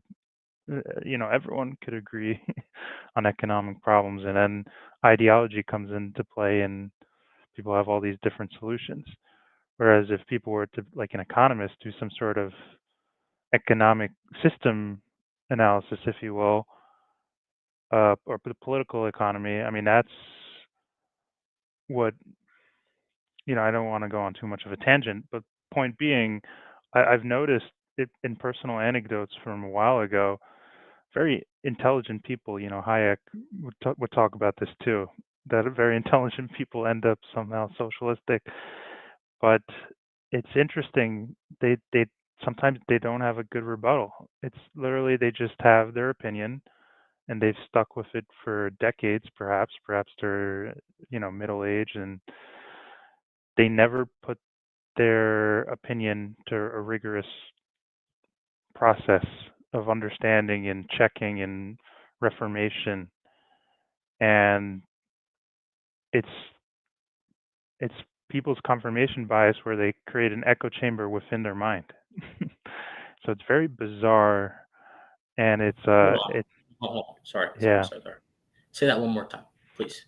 You People just said are something that was so golden. yeah Say yeah. that last part one more time, please. People create this little echo chamber within their mind, and it's Wow. like this. Holy shit. Yeah, Wow. That's good. I'm gonna use that one. sure. An echo chamber within I your won't mind. copyright it. Yep. Dude, Yeah. that's fine. No, an echo chamber. No, because the reason that's so good is because we tend to visualize echo chambers as something we enter into externally. Oh, Right. you're in an echo chamber. But if your mind is captured by an echo chamber, then Yeah, in as a essence, thought experiment, if someone goes on a vacation, right? Let's say, so yeah, someone, okay. So you enter the thought of an echo chamber with a lot of people. Let's say somebody originated there, and then they go on a trip to Mars, and they're walking around, and they have their supplies. They are with their mind, and they have free will to some extent to choose which thoughts they resonate with, and they could be a critical thinker. And at some point, people make a choice to believe certain truths. And I think, I don't want to downplay the environment, but I think at some point in a lot of people's philosophical maturity that they've chosen to not be a critical thinker, unfortunately. Yeah, but then we so get to have branded an as a weird echo one. chamber in your mind is to be captured by ideas you don't want to consider and have those ideas constantly reflected back to you by your own unwillingness to consider them. Is that right? Yeah, it's probably, when you word it like that, it's our nature to be closed-minded, our unfortunate nature. A lot of people struggle with that stubbornness, and that's why I appreciated Daniel. He's knowingly or statedly open-minded person, and we don't have a lot of that these days. Yes. Yes. No, look, so, and a lot of people ask the question, Christian Watson, why don't you do more collaborations with other political YouTubers? Well, part of it is them not wanting to do it. I've asked a lot of different people, many of whom you guys know, and they've said no. Now, some people have been awesome and have said it. I think have said yes. I like our last collaboration was with Robert Gouveia, who is brilliant. I'm sure many of you do know who he is. Brilliant guy, great lawyer, smart, knows a lot about how the legal system works. He's an expert on lawfare. We people don't know this. Him and I did a collaboration about the historical roots of lawfare. Like I gave the roots from the early 20th century. He gave the more modern instantiations. Virtually no one watched that video, but it's actually one of my most important videos because I actually go through the history, the foundation. Maybe we need some shorts from it. Intellectual. We probably do. I'm gonna probably make some. We go through the history, intellectual foundations of lawfare as a concept, and I just break it all down. But so now Robert Gouveia was great. He encouraged me. He's a Christian. Keep doing the channel. Keep working. Keep grinding. This is a guy that was a full-time lawyer and is now a full-time YouTuber. Went to law school, accrued all that debt, had his own practice and everything. Now he's a full-time YouTuber. That's actually crazy to me. So he was good. He did it. But other than him, most of the people don't want to do it. They're just like, you're not big enough, or they don't respond at all, or then they respond and they ghost you halfway through. Now, that's one part of the problem. Other part of the problem is I don't want the audience of some of these people because I don't want my content to suffer for the sake of reach. If I collaborate with some of these people, I might get people who then come in and say, Christian, do drama content. Christian, go and debate Andrew Wilson. Christian, and I don't want to do all of that. I'm sorry. I want this channel to be a place where ordinary people can come and learn about, number one, why America is a unique project in the course of history. Number two, how to preserve and defend that project in the modern era. And number three, the philosophies that influenced our country and today can help us navigate the many different problems we have in this country. And on top of that, can also induce a kind of appreciation for a kind of civic conservatism, which can also guide us as we approach the future. This is a channel for people, rightward-leaning Americans, and people might be centrist as well, but also rightward-leaning Americans who want more out of their country and their culture. This is not a channel for people that want to spectate in the spectacle of personality, or spectate in the spectacle of entertainment, of political entertainment. This is just not. I'm sorry. I'm crap at that. I can't entertain you in that way. I can be passionate in my videos, but I also can't perform that. That is genuine. Okay. I'm not a circus performer. I'm not John Cena. I like John Cena, by the way. All that you can't see me. So I was a big fan of it when I was a kid. I'm not that. So most people who are the audiences of the bigger creators, I won't say names. It's not about people. It's about ideas. They kind of want that. Not everybody, but most people. I can't do all that. So we have a problem, I think. As people like Daniel, because there are other people like Daniel out there who are doing content, who are doing great content, as they continue to go up the ranks, I think we're going to see much more opportunity for cross collaboration. And I'm excited for that, by the way, because that's just, that conversation we had today was excellent. It was lucid. It was sober. It was authentic. I thoroughly enjoyed it. And I want more. But we have to find the right people. That's what it comes down to. I wanted to, because I'm an active member of your Discord, which viewers can join if you're not already. I wanted to do a quick historical tangent, if that's okay. Because I mentioned Blue Streamer found this really interesting. This Polish son of liberty, gentleman, Count Pulowski, and I think I could share my screen actually, right? There is an option for that, I believe. You should be able to.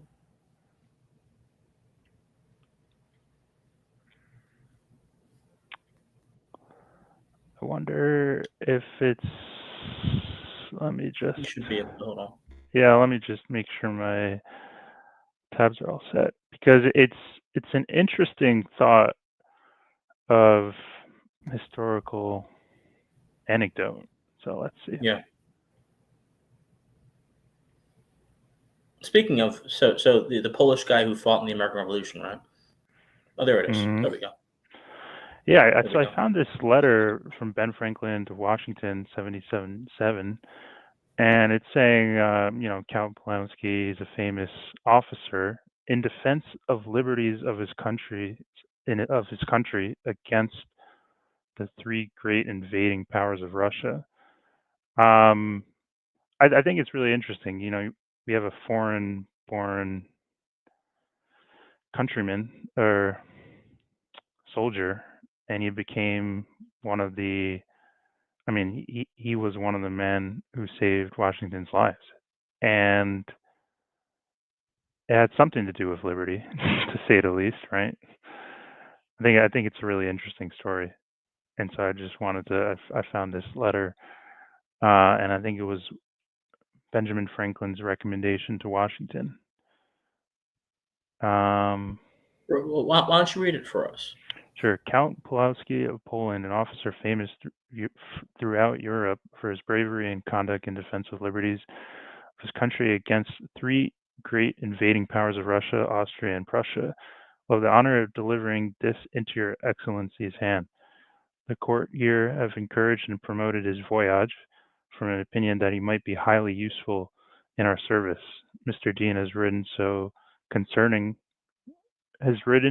fully concerning him that I need not enlarge, and only add my wishes that he may find in our armies under your excellency occasions of distinguishing himself with most perfect esteem, I have the honor to be your excellency's most obedient and most humble servant.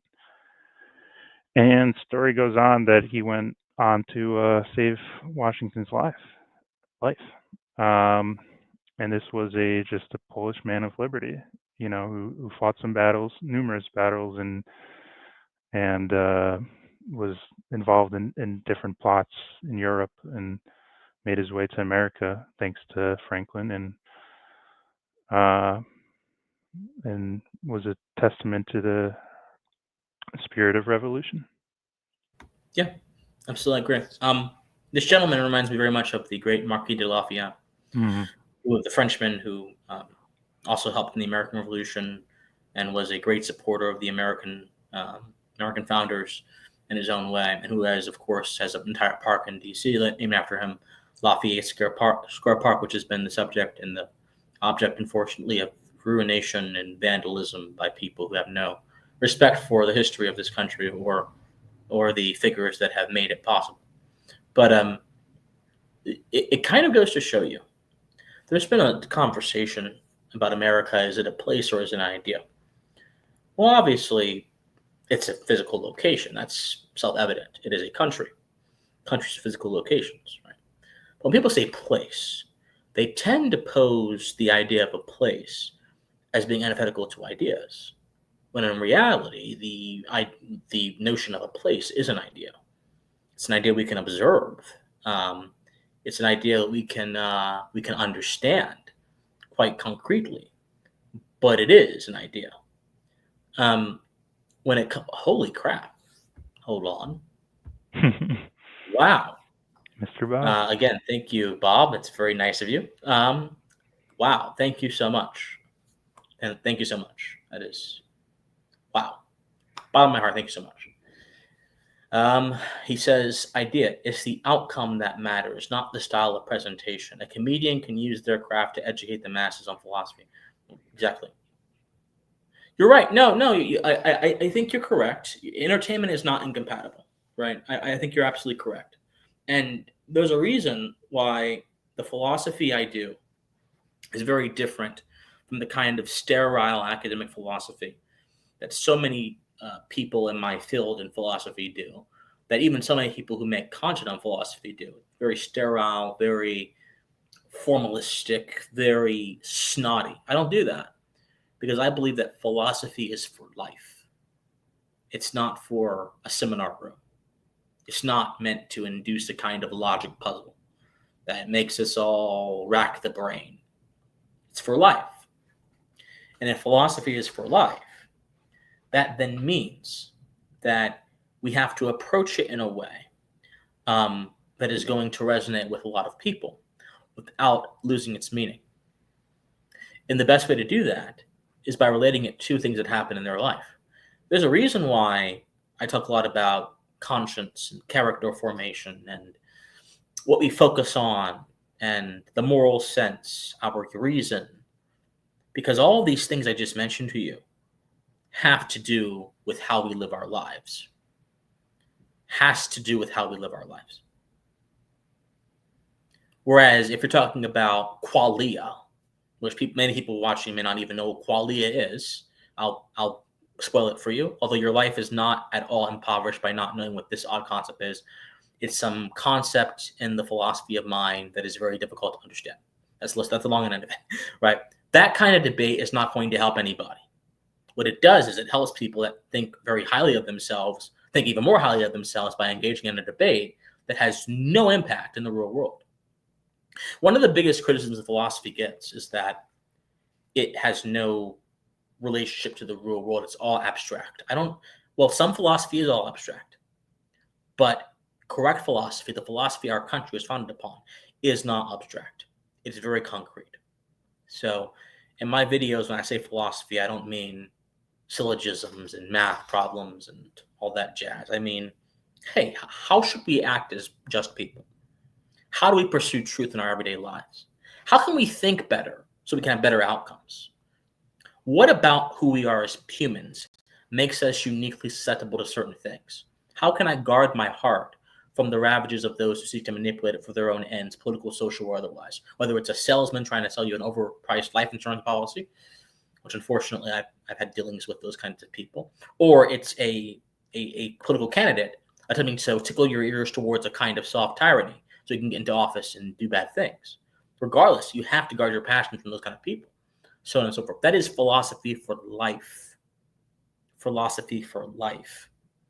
So that's what I traffic in. I don't traffic in anything else. I don't have interest in there's some of these weird ethno-nationalist, dissident right people who talk about the archetype of the Aryan man, the perfect human, and the mistress of the waters. And I heard one of these people say that the woman is the gateway, the woman is the portal for life and stuff like that. This weird stuff that, frankly, I think shows a deep fascination with the poetic at the expense of the meaningful, at the expense of the substantive. And I like poetry just fine, but I also understand the difference between poetry and the world we live in. Poetry is a kind of elevated version of the world we live in, brought forth by prose and style and all kind of stuff, whereas an accurate reflection of the world we live in has none of those blinders on. It approaches things as they are, not as we wish them to be through some kind of romanticist lens, right? Which is why the English Romantics, speaking of poets, had very tortured approaches to society and politics. People like Wordsworth, all those kind of people, who retreated inward entirely at the expense of an understanding of our world, at the expense of an understanding of ourselves. So that's my answer to that. Any words, Nikoji? No, not at the moment. We touched on so many. Kind of occasionally lose my train of thought, but that's all right because I'm sure it'll come back to me. Yeah. So we definitely have to be in touch with the demands of real life. But having said that, look, I mean, think of some of the people in the past that have inspired folks. Think of Buckley. Think of Hitchens. Think of even older Sam, like younger Sam Harris. Think of all these different people. They all had a way. Roger Scruton for some people. Robert Frost, who was a poet, but he was a very grounded poet, I would say. These people had a magnetic impact, which made even the common person submit to reflection. If we can obtain that again in our culture, that'd be great. And I'm trying to be part of that new moment. I want this product to be part of that new moment. So, yeah. It's funny because sorry, go on. No, I'm lately I'm trying to fascinate myself again in Milton Friedman and his efforts, and because we were talking with Daniel about this idea of a reckoning for maybe another Tea Party movement. Something happened if you look at the economics of it post-COVID that's undeniable. And I don't think that many are formally addressing it. So from a sort of the economics of post-COVID, what do you mean? Do you mean like the inflation that ensued? Do you mean the supply crisis? Inflation. Yeah, I was doing my own analysis of the inflation actually. Because there are two ways, primarily, the way it's kind of like split up, and that you could affect the economic system, monetary policy and fiscal policy. And the fiscal policy is usually through Congress. And our monetary policy is through the Fed, which originated from Congress as well. Kind of which weird. Is a travesty, by the way. That's an absolute travesty. Yeah, weird system. Very weird system. And even though they're separated, they interact. And So The interaction is often one-sided, by the way. The Fed tells Congress what it will do. Congress really tells the Fed what it will do. So we have a very weird system. So, when I do that system analysis, I'm like, how could we go back to a more working system? You take something like Bitcoin, for instance, like if it was a bust, people would stop talking about it. And it went from something innovative to Wall Street saying like it's a joke, and now Wall Street trades it. So it got at certain truths, and there's so many different roads I could take with this topic, but I'll just try to retrace it to the original topic, that something happened, that post-COVID, obviously we had a lot of like social reckoning, but I think economics-wise, something doesn't add, like literally doesn't add up unless you look into the reasons. Like why did something 8 years ago like almost double in price? Like typically we would expect, a lot of the prices don't make sense unless you factor in all of the rescuing that our government tried to do post-COVID. And a lot of that happened under Trump's first administration stimulus. It's a long story, but Yeah. So to add to this, okay, I think you're observing something that's actually very important here. A lot of folks think inflation simply means the price of things goes up and outpaces the value of the dollar or whatever. But inflation in an actual literal sense means the widening of the money supply. You inflate them. That's actually the literal sense of it. Right. People don't realize that. And that creates downstream effects. Now, what our government pursued with the kind of I forgot what it was called, but the kind of stimulus checks. Was it like the American Rescue Plan or something like that? I don't know. There were numerous things. But that was literally inflation. That was an inflationary policy, flooding the economy with a bunch of money when the supply was still high, I believe, given the fact that a lot of people during COVID didn't really consume very much, didn't really consume as much as they did, which is why the airline industry lost billions of dollars, a day, because the planes were just sitting down, not in the air or anything. Yeah, so it flooded the market with a bunch of money, and then when things finally opened up, there was this new flood of money that jacked the prices up, and that caused the value of a lot of things to go haywire, and that also created, I think, shortages. That's what happens when these things happen in such a very short time.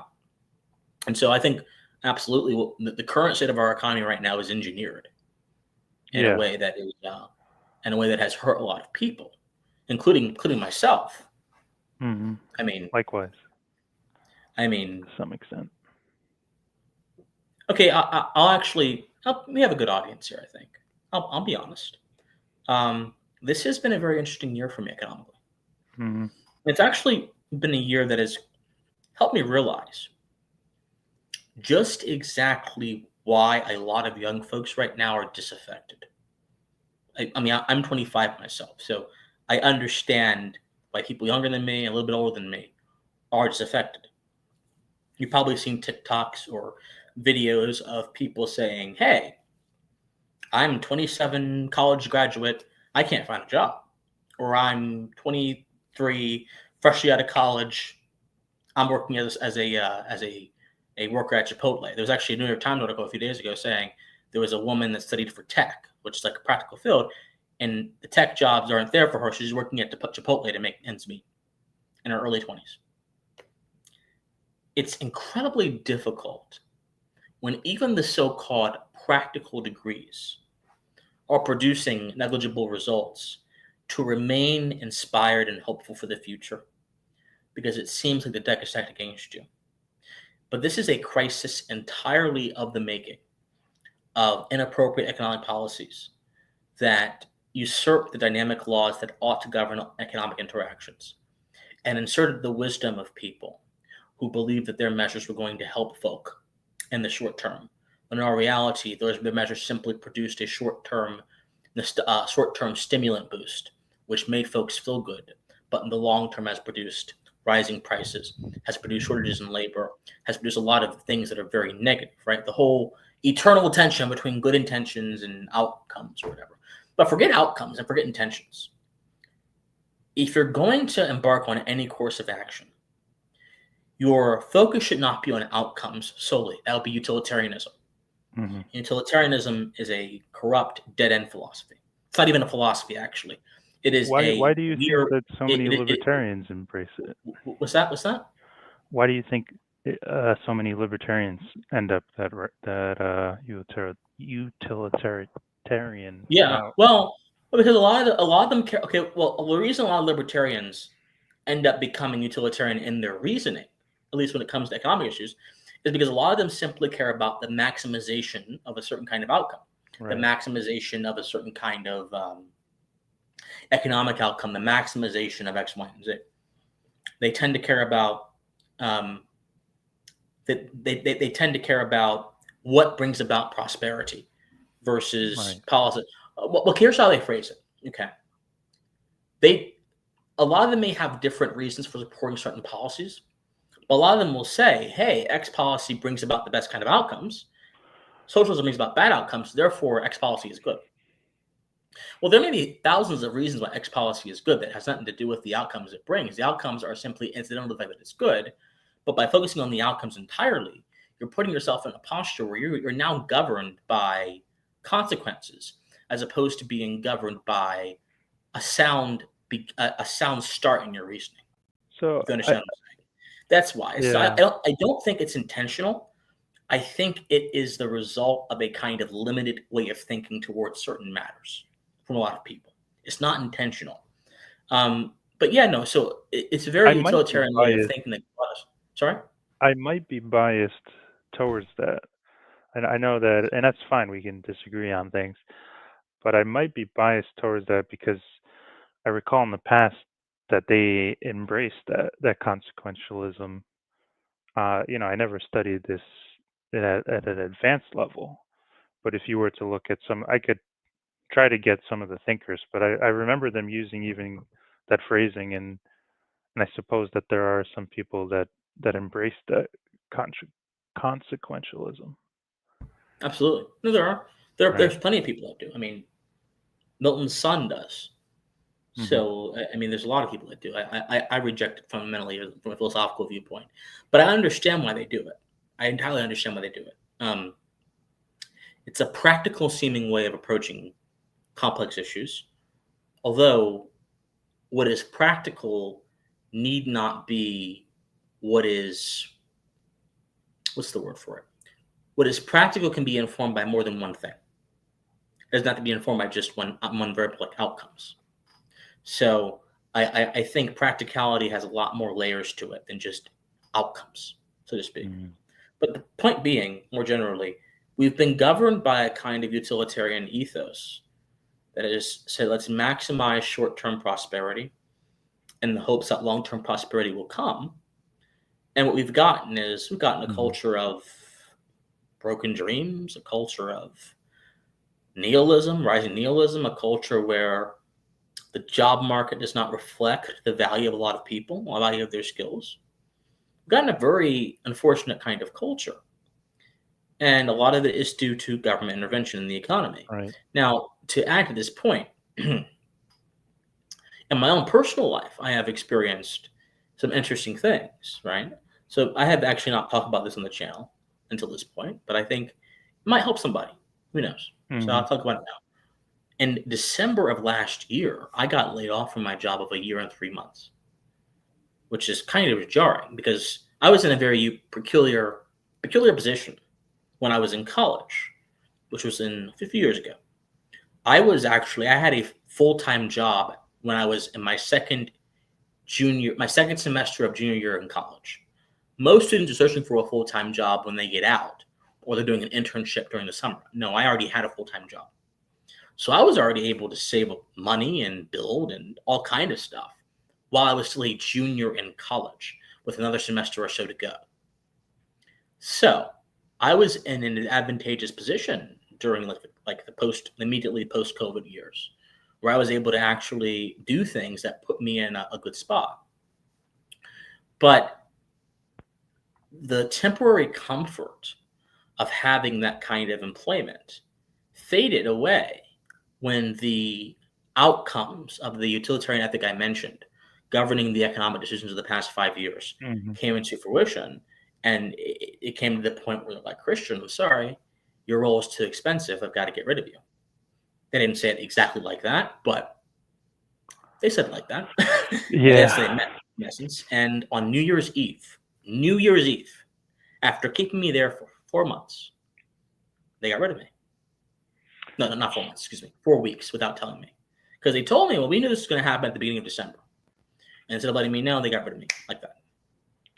So that was a jarring experience. And then I began seeing videos on my YouTube feed, which of course are anecdotal, but they reflect also a trend sometimes, of people around my age saying, hey, Christian.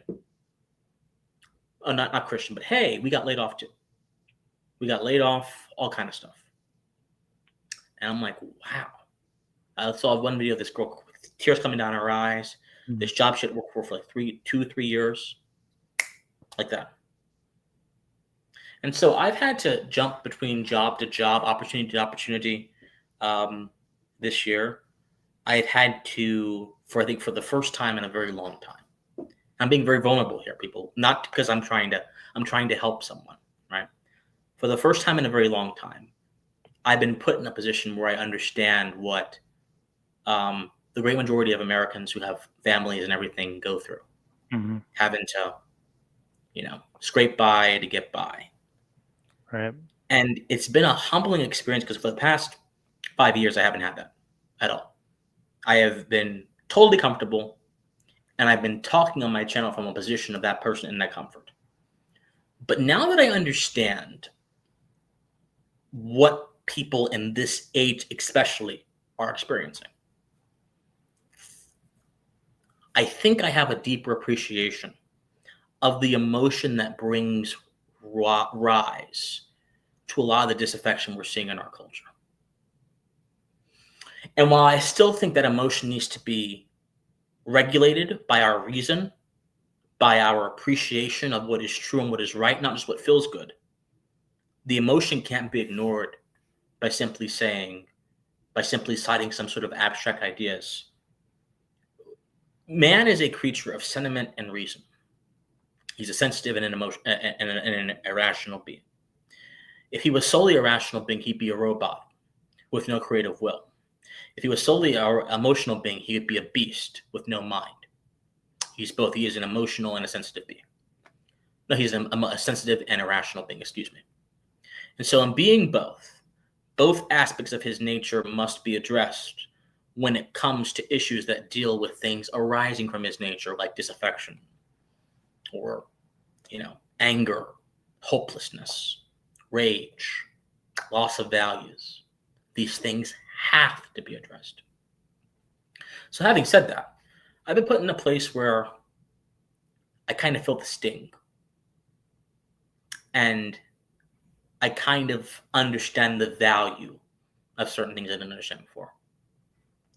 And that has a way of making somebody who's not shooting my own horn, but who's not as rooted in a certain value system as I am, that has a way of making someone immediately become hopeless, become extreme, and just say, you know what, everything's stacked against me.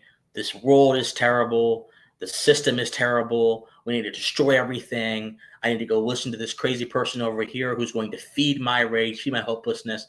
And that just leads to a dead-end path. Look, I understand the pain that's going on in this culture right now. I get it.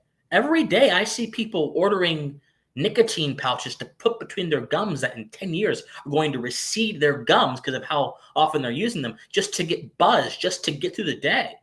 I see people medicating on alcohol and all kind of crazy stuff. I see it. I get it.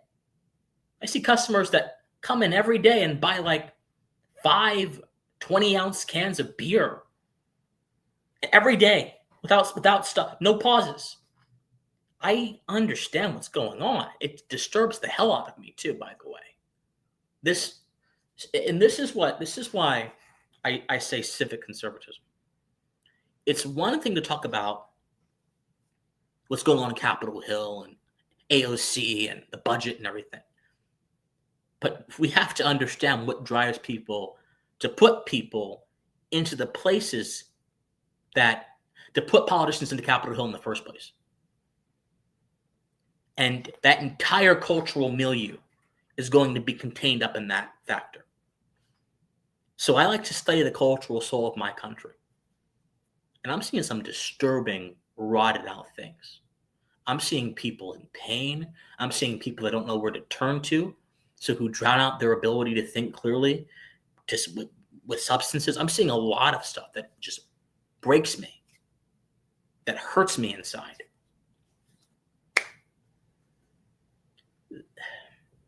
And I think everything happens. I think everything happens for a reason. Okay? Everything happens for a reason. I think I was put in the uncomfortable spot I'm in right now so I could see just how high the stakes are in our country. So I could see the waters that most of us swim in. So believe me when I say that I understand our country's not perfect. We have some serious problems. People are angry, and rightfully so. And it's going to take a kind of informed conservatism to really address that in a way that overcomes the answers that a lot of other people, whether they be Mamdani, whether they be, socialists, whether they be the revolutionaries, whether they be, regardless of who they are, the answers they are giving are not the proper answers. Mm-hmm. The answers people like the manosphere who say you should want to dominate women and hate women and be the macho man and accumulate a lot of wealth, they're not giving you the right answers. The answer to the people that say that this entire system, the Constitution, is inherently bad because it's led to all this, therefore let's tear up the Constitution, let's impose a dictatorship, let's impose a monarchy, they're not giving you the right answers. The right answers do not entirely rest with the system, although the system needs to be fixed. I would even say it needs to be more than fixed. I think we need to have a second constitutional convention in this country. I think we definitely do. We're way overdue, man. We are way, way, way, way, way overdue for that. That should have happened in the 50s when national security became a symbol, as Hannah Arendt, the great thinker, said, that justified expansive political authority. That should have happened back then. We are way overdue that should have happened during the Gulf of Tonkin incident. That should happen there's so many different instances that should have triggered a second constitutional convention. I think our senators, I forgot which amendment it is, but our senators shouldn't be by popular vote. I think that defeats. I think it's the 17th. I should know that. I think that was a mistake because our Senate was supposed to be totally.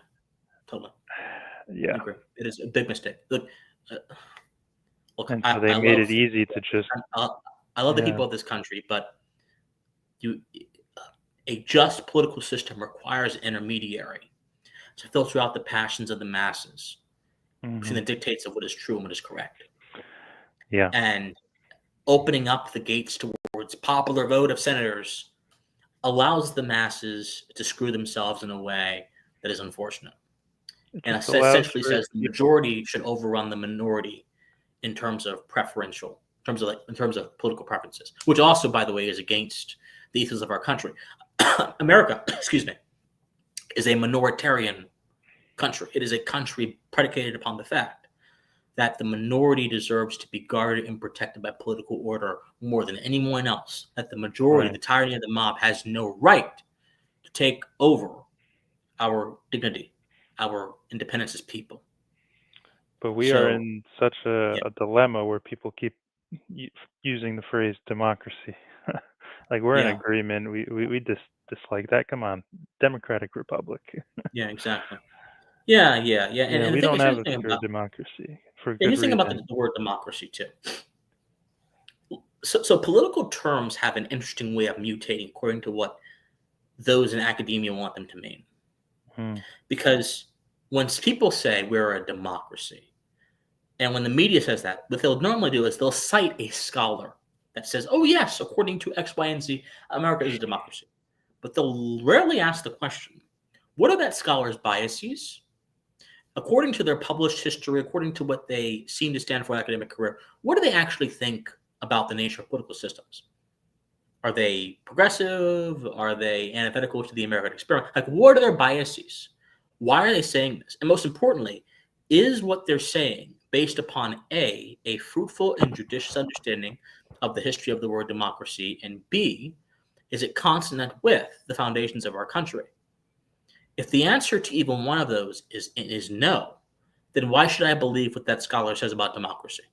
And by the way, the answer the answer to that question, when it comes to a majority of political scholars in the country, is no. I hate to be prejudicial, but it's simply the truth. Hmm. Academia in the West is a rotted out institution where the incentives are perverse, where a lot of the focus is on simply what they call producing knowledge for the sake of knowledge, as opposed to educating the pupil for the sake of their own refinement. And the effect of that is getting lost in the sauce of the politics of the institution rather than looking towards the world and trying to see what's going to best help the student that's being educated in his everyday life. So would you say that America has a intelligentsia problem? Like, Massive, yeah, massive. That's a beautiful way to put it. and Massive. it makes sense in this resurgence of political socialism. It makes sense. Massive problem. The intelligentsia of this country has done more damage than it's done a lot of damage. I'll just say that much. Yeah. Absolutely. As a massive the kind of people who write for the again, it's not to be prejudicial, this is just a statement of fact. The kind of folks that write for the Atlantic or the Nation or the New Yorker, Oh, right? Those very the fancy Nation, I think, publications, is right? like, yeah, Yeah. Yeah. Those like kind of people. openly left wing. Yeah.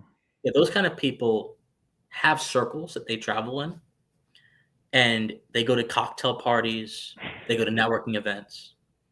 And a lot of what they say and do is going to be commented upon by people in their circles. And therefore, a lot of what they say and do is going to be influenced by those in those cliques, those cliques. Yeah. And that then therefore means they have exterior motives influencing them to say certain things and do certain things. They may believe those certain things, but there's going to be a particular line they toe to keep those cliques intact.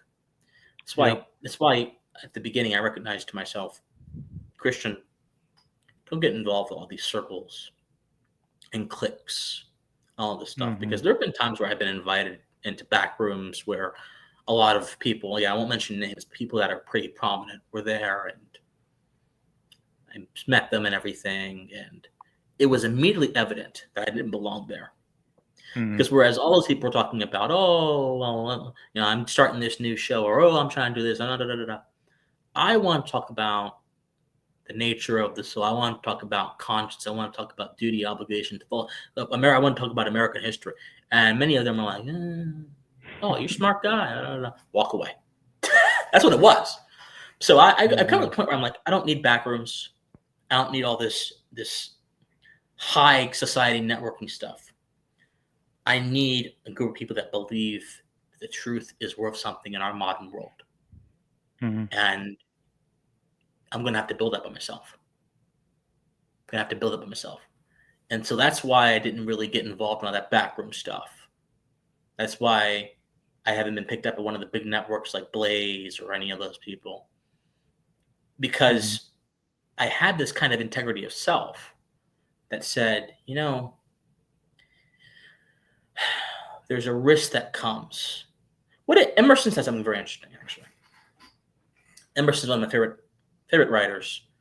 I think he's a brilliant American mind. Ralph Waldo Emerson, that is. In Self-Reliance, he said that the badges and distinctions, I'm paraphrasing, of dead institutions show you nothing about the authentic soul of a man. That kind of messes with your mind a little bit, because we grow up surrounded by badges and institutions that attach those badges with so much meaning. Think about high school, valedictorian, salutatorian, honors student, all these different things that somehow mean something about you as a person, right? Think about college, dean's list, all this kind of different stuff. GPA. Think about the corporate world. Oh, you're on the board now. Oh, you manage your team now. All this kind of stuff. None of that says anything about you in your heart. All that says is that for a particular period of time, your actions were oriented towards a standard that produced a positive outcome in a particular area. But what actually forms your heart and your character is what you do over time with the consistency of yourself. And you can only understand that by understanding who you are, not what your actions produce in the world in particular limited areas of life. So, having said that, going back to Emerson's point, that the badges of institutions don't determine who you are. Well, if more people understood that, I think we'd have less problems of authenticity in this modern society. We'd have less problems, and there'd be less cliques to govern how ideas are communicated in this country. But most people fundamentally reject that. They just are like, no, these things do matter in a great extent. And since they do matter, they ought to be observed as if they are gospel truth. And that's a tragedy for us, I think. A massive one. Right. Yeah. So, yeah. That is a tragedy. But hey, look, I do think there's a pathway out. But that pathway is going to have to involve, again, some heavy, like I said with Daniel, some heavy lifting on our part. It's not going to be easy. It's going to be a heavy lifting project. Yeah. It's going to be. I personally will double down on classical liberalism because I don't see that it's been proven completely wrong. And we've had a lot of people in our current moment who are very excuse me as I stretch a moment. They're very comfortable throwing the baby out with the bathwater, so to speak, right? They're very comfortable saying that sort of classic Americanism has led to bad outcomes, and therefore it ought to be discarded in favor of something fundamentally alien to what our nation was constituted for. And I'm not ever going to be at that point, because I've seen how our country was, according to the empirical record, in the absence of the forces that seek to undermine it right now, in the absence of the prevalence. And I've seen what can be possible if we built upon that, as our founders expected that we would. The Cleveland years, to go over Cleveland years. And I'm not trying to bore the audience to death, but this is going to be very important information. Late 19th century, right? The reign of the Bourbon Democrats, who are actually would think the Democratic Party of today is absolutely insane, because they were actually more conservative than they were Democrats, anything else. The Cleveland years were years when you had a presidency that was very assertive about why political order should be limited and why social order should be strong in the absence of a kind of boisterous political order. But during those Cleveland years, you had forces that were forming, that began that sowed the seeds of the modern left. If you want to know the roots of the modern left, don't go to the 20th century with Wilson and all those people and Theodore Roosevelt. They came right after the genesis of the modern left. If you want to understand where the modern left came from, go to William Jennings Bryan. Go to the civil rights of the 1870s, 1880s. Go to Chester B. Arthur's presidency. Go to the Free Silver Acts of the late 1870s, late 1880s. Go to that kind of period of insanity where unsound money, which was silver at that time, which was subject to inflationary pressures, was being pushed by farmers and a lot of political interest groups that claimed that it was the most kind of equitable and progressive kind of currency, against gold, which was a much more stronger currency that led to less kind of economic crises and also provided more stability in the economy. I think William Jennings Bryan made a speech called The Cross of Gold, where he basically said that kind of gold policy was an injustice to the poor people of the world, of America, or have we heard that kind of stuff before? And therefore, it ought to be done away with in favor of a free silver policy. That's where the modern left in America began. Unsound economic musings that turned into revolutionary pressures that led to the upheavals of industry. Then they built upon Marx, they built upon a lot of ideas from Europe, and then that produced ultimately the American left in Wilson and Theodore Roosevelt and FDR a few decades later, and then LBJ, and the project kept expanding and entrenching itself in the American land since that point. That's where the modern left comes from. So, it takes a very strong posture right now to say that the ideas of America have been tried and they failed. No, the ideas of America have been tried, most certainly. And for a particular period of their country, with some turbulence, of course, they actually worked quite well. But then they got derailed by these subversive forces that wanted to impose their ideology upon reality without considering if their ideology fit reality, and in doing so, created tension in the political system and caused a massive change of character. That's what the early American left did. There's a book I want all of you to read. I think it's called, what is it called? I think it's called Constitutional Conservatism in the New Deal, something like that. Let me actually look it up. And it's one of my favorite books. And I think all of you should read it. It's called Constitutional Conservatism and something. And it's going to actually explain, I think, the real origins of the modern left in a way that is accessible and a way that is going to enlighten you. Yeah. So the book is called Towards an American Conservatism, Constitutional Conservatism During the Progressive Era, edited by Joseph W. Postel and Jonathan O'Neill. It is one of the best books to understand all of this in a way that's going to enlighten you and enrich you with all this kind of stuff. And I would also include reading some biographies of Grover Cleveland as well. It would also enrich you as well.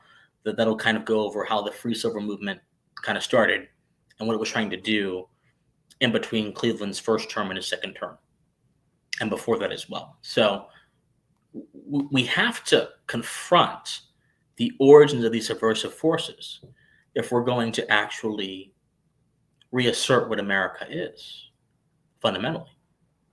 But if we're going to let these subversive forces overthrow what America is by getting to cast it in its own perspective, then we're going to have to concede to the people that say that America has kind of fallen into this place, we failed, and therefore we must be changed. But I don't think that's the case. So when Nikoji, when you say that you believe the old classic American ideas still work, I agree with you. They do still work. And I'm not willing to give them up. Not Right. one bit. I'm not willing to do anything like that. What I am willing to do, I am willing to try to apply them and update them in a way that makes sense for our current world. Right. I'm Yeah. not willing to say, let's abandon ship, abandon all hope ye who enter here, so to speak, No, that's not what we're going to do. This is a country that has been through a lot more than what we're going through right now. It's been through a lot greater upheavals. And I have a fundamental hope that not only can we survive, we can thrive. We can thrive. I I believe we're all going to thrive. Yeah. We're all going to thrive. It just takes it takes a consistency of self.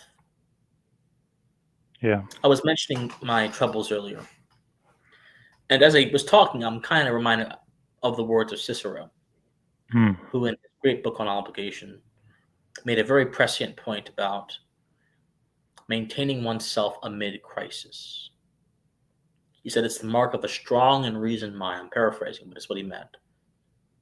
To maintain a coolness of self amidst crisis, to stay on the path of reason, to be well ordered in your thinking, to be prudent in your conduct when everything around you is going to hell, when your country is collapsing, when your family is collapsing, when your friends are against you, when those you love turn against you, when all this stuff is just happening right next to you, right in front of you. It takes a certain kind of person to sit and say, this will not sink me. The water will not come in the ship, so to speak. We need to cultivate that mindset in more people, because that's the mindset that allowed generations of Americans not just to survive, but to build this country from scratch.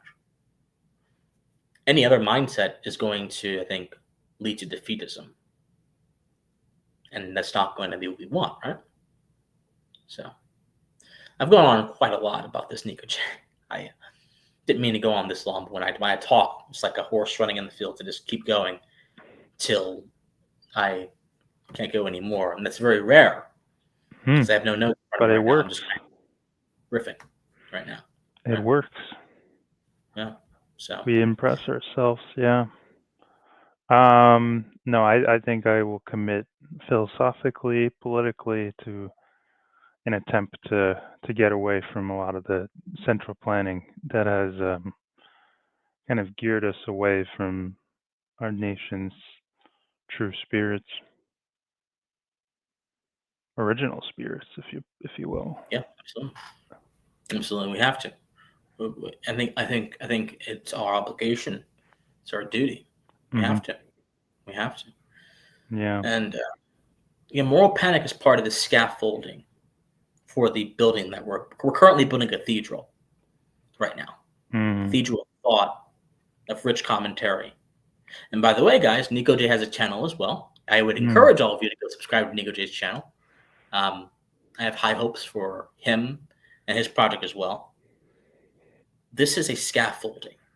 You see Christian Watson right now, but in a year's time, mark my words, you're going to see other creators take the example we laid down at Pensip politics and blaze a pathway forward of enlightenment in this country. And I believe you're going to be surprised. I believe you're going to be shocked. And I believe it's going to transform the country. Or at least, at the very least, transform our discourse. Right. I can't save everybody. I'm not a Messiah. I'm not Jesus. I can't wave my hand and save people. I can't do all that. That's beyond my pay grade. But I can introduce the seeds of enlightenment. Right. And hope they are watered and cultivated. I can do that. I can't grow the plant for you. I can't do all that. I'm gonna have to water your own plant.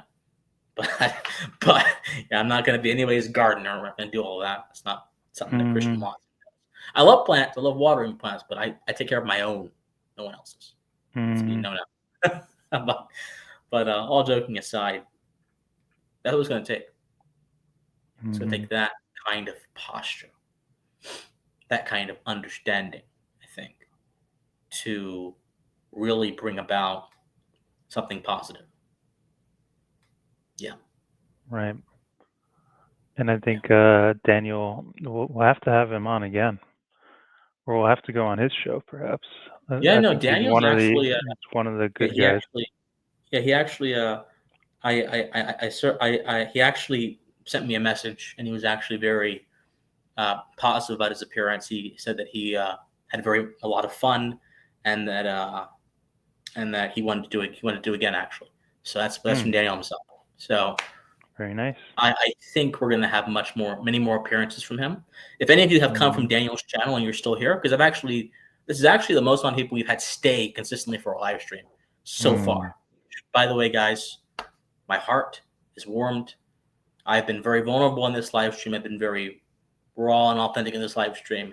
And the fact that some of you are still listening to me, some of you are still here from like 2 hours ago, thank you. You have warmed my heart. It made me smile. I am just grateful and thankful beyond belief. Thank you. So if any of you are here from Daniel's audience, I say welcome. I think you'll enjoy the content. It is a little different from the more newsy approach Daniel takes, but the values are very much the same. They're just articulated in a way that is uncommon. And I think that's going to be very important. So I would encourage you guys, if some of the words I use may seem intimidating or some of the cons I talk about are a little alien, please don't be scared away. Please stick with me. It's going to make sense. Pensip politics is really a journey, I think. It's a journey. It's a journey. It's not a fast food restaurant. It's not McDonald's. It's not Burger King. It's not any of that stuff. It's a journey. It's like a kind of sit-down restaurant. It's not fine dining, but it's a journey. And it's gonna take a little bit of application of your mind, but not too much. It'll mostly take your common sense and then some. So I would encourage you, please stick with it. We're going to change this culture. We're going to revive a healthy amount of civic virtue in this country. We're going to make first principles thinking popular again. We're going to make philosophy have everyday meaning for the average American again. We're going to do so many different things. I see it. I am a visionary. I don't have to see it right now in my numbers. I see the future in my mind. I'm not a psychic or anything, but I see what is possible. But I also know the work that it takes to get there. So I encourage all of you to enjoy. Feel free to, of course, like, share, comment, share, do all that kind of stuff. I post videos as often as I can. I believe in posting one tonight. I think after this stream, I'm very energized and less tired, so I'm going to post one tonight. And so we'll hope that does well. And then there should be one tomorrow, the next day as well, and the next day. So we're going to keep going on all cylinders. We're going to keep firing on all cylinders. We're going to keep pushing for a better moment in our country, a better moment in our culture. And I'm going to do my part. All I ask that you do your part. Please show up. Please like, comment, share, subscribe. If you wish to contribute, you don't have to, of course, but you may, and that's going to help me quite a bit, as many of you have now know, because you now know how much of a bum I am. No, I'm joking. But yeah, seriously, it all helps me. Even your comments, even saying thank you for the video, even saying even feedback, that itself helps me continue to want to push and push and push and push and push. So thank you again. I can't say that enough. I'm so grateful for what we've built here. I'm so grateful for what we're going to continue to build here. And no, I think we got something special going on. Yep. I wholeheartedly agree. Mr. Nikoji, before we close out, do you wish to say or talk about anything else? No, I think we covered a lot. I think it was a great guest. Looking forward to having more time with him. We covered so much, and he had so much appreciation for it. So it was a very reciprocal conversation. More to have in the future. But all I can leave it at is the classic 2 words: stay pensive. All right, everybody. Bye. Bye. Have a nice one.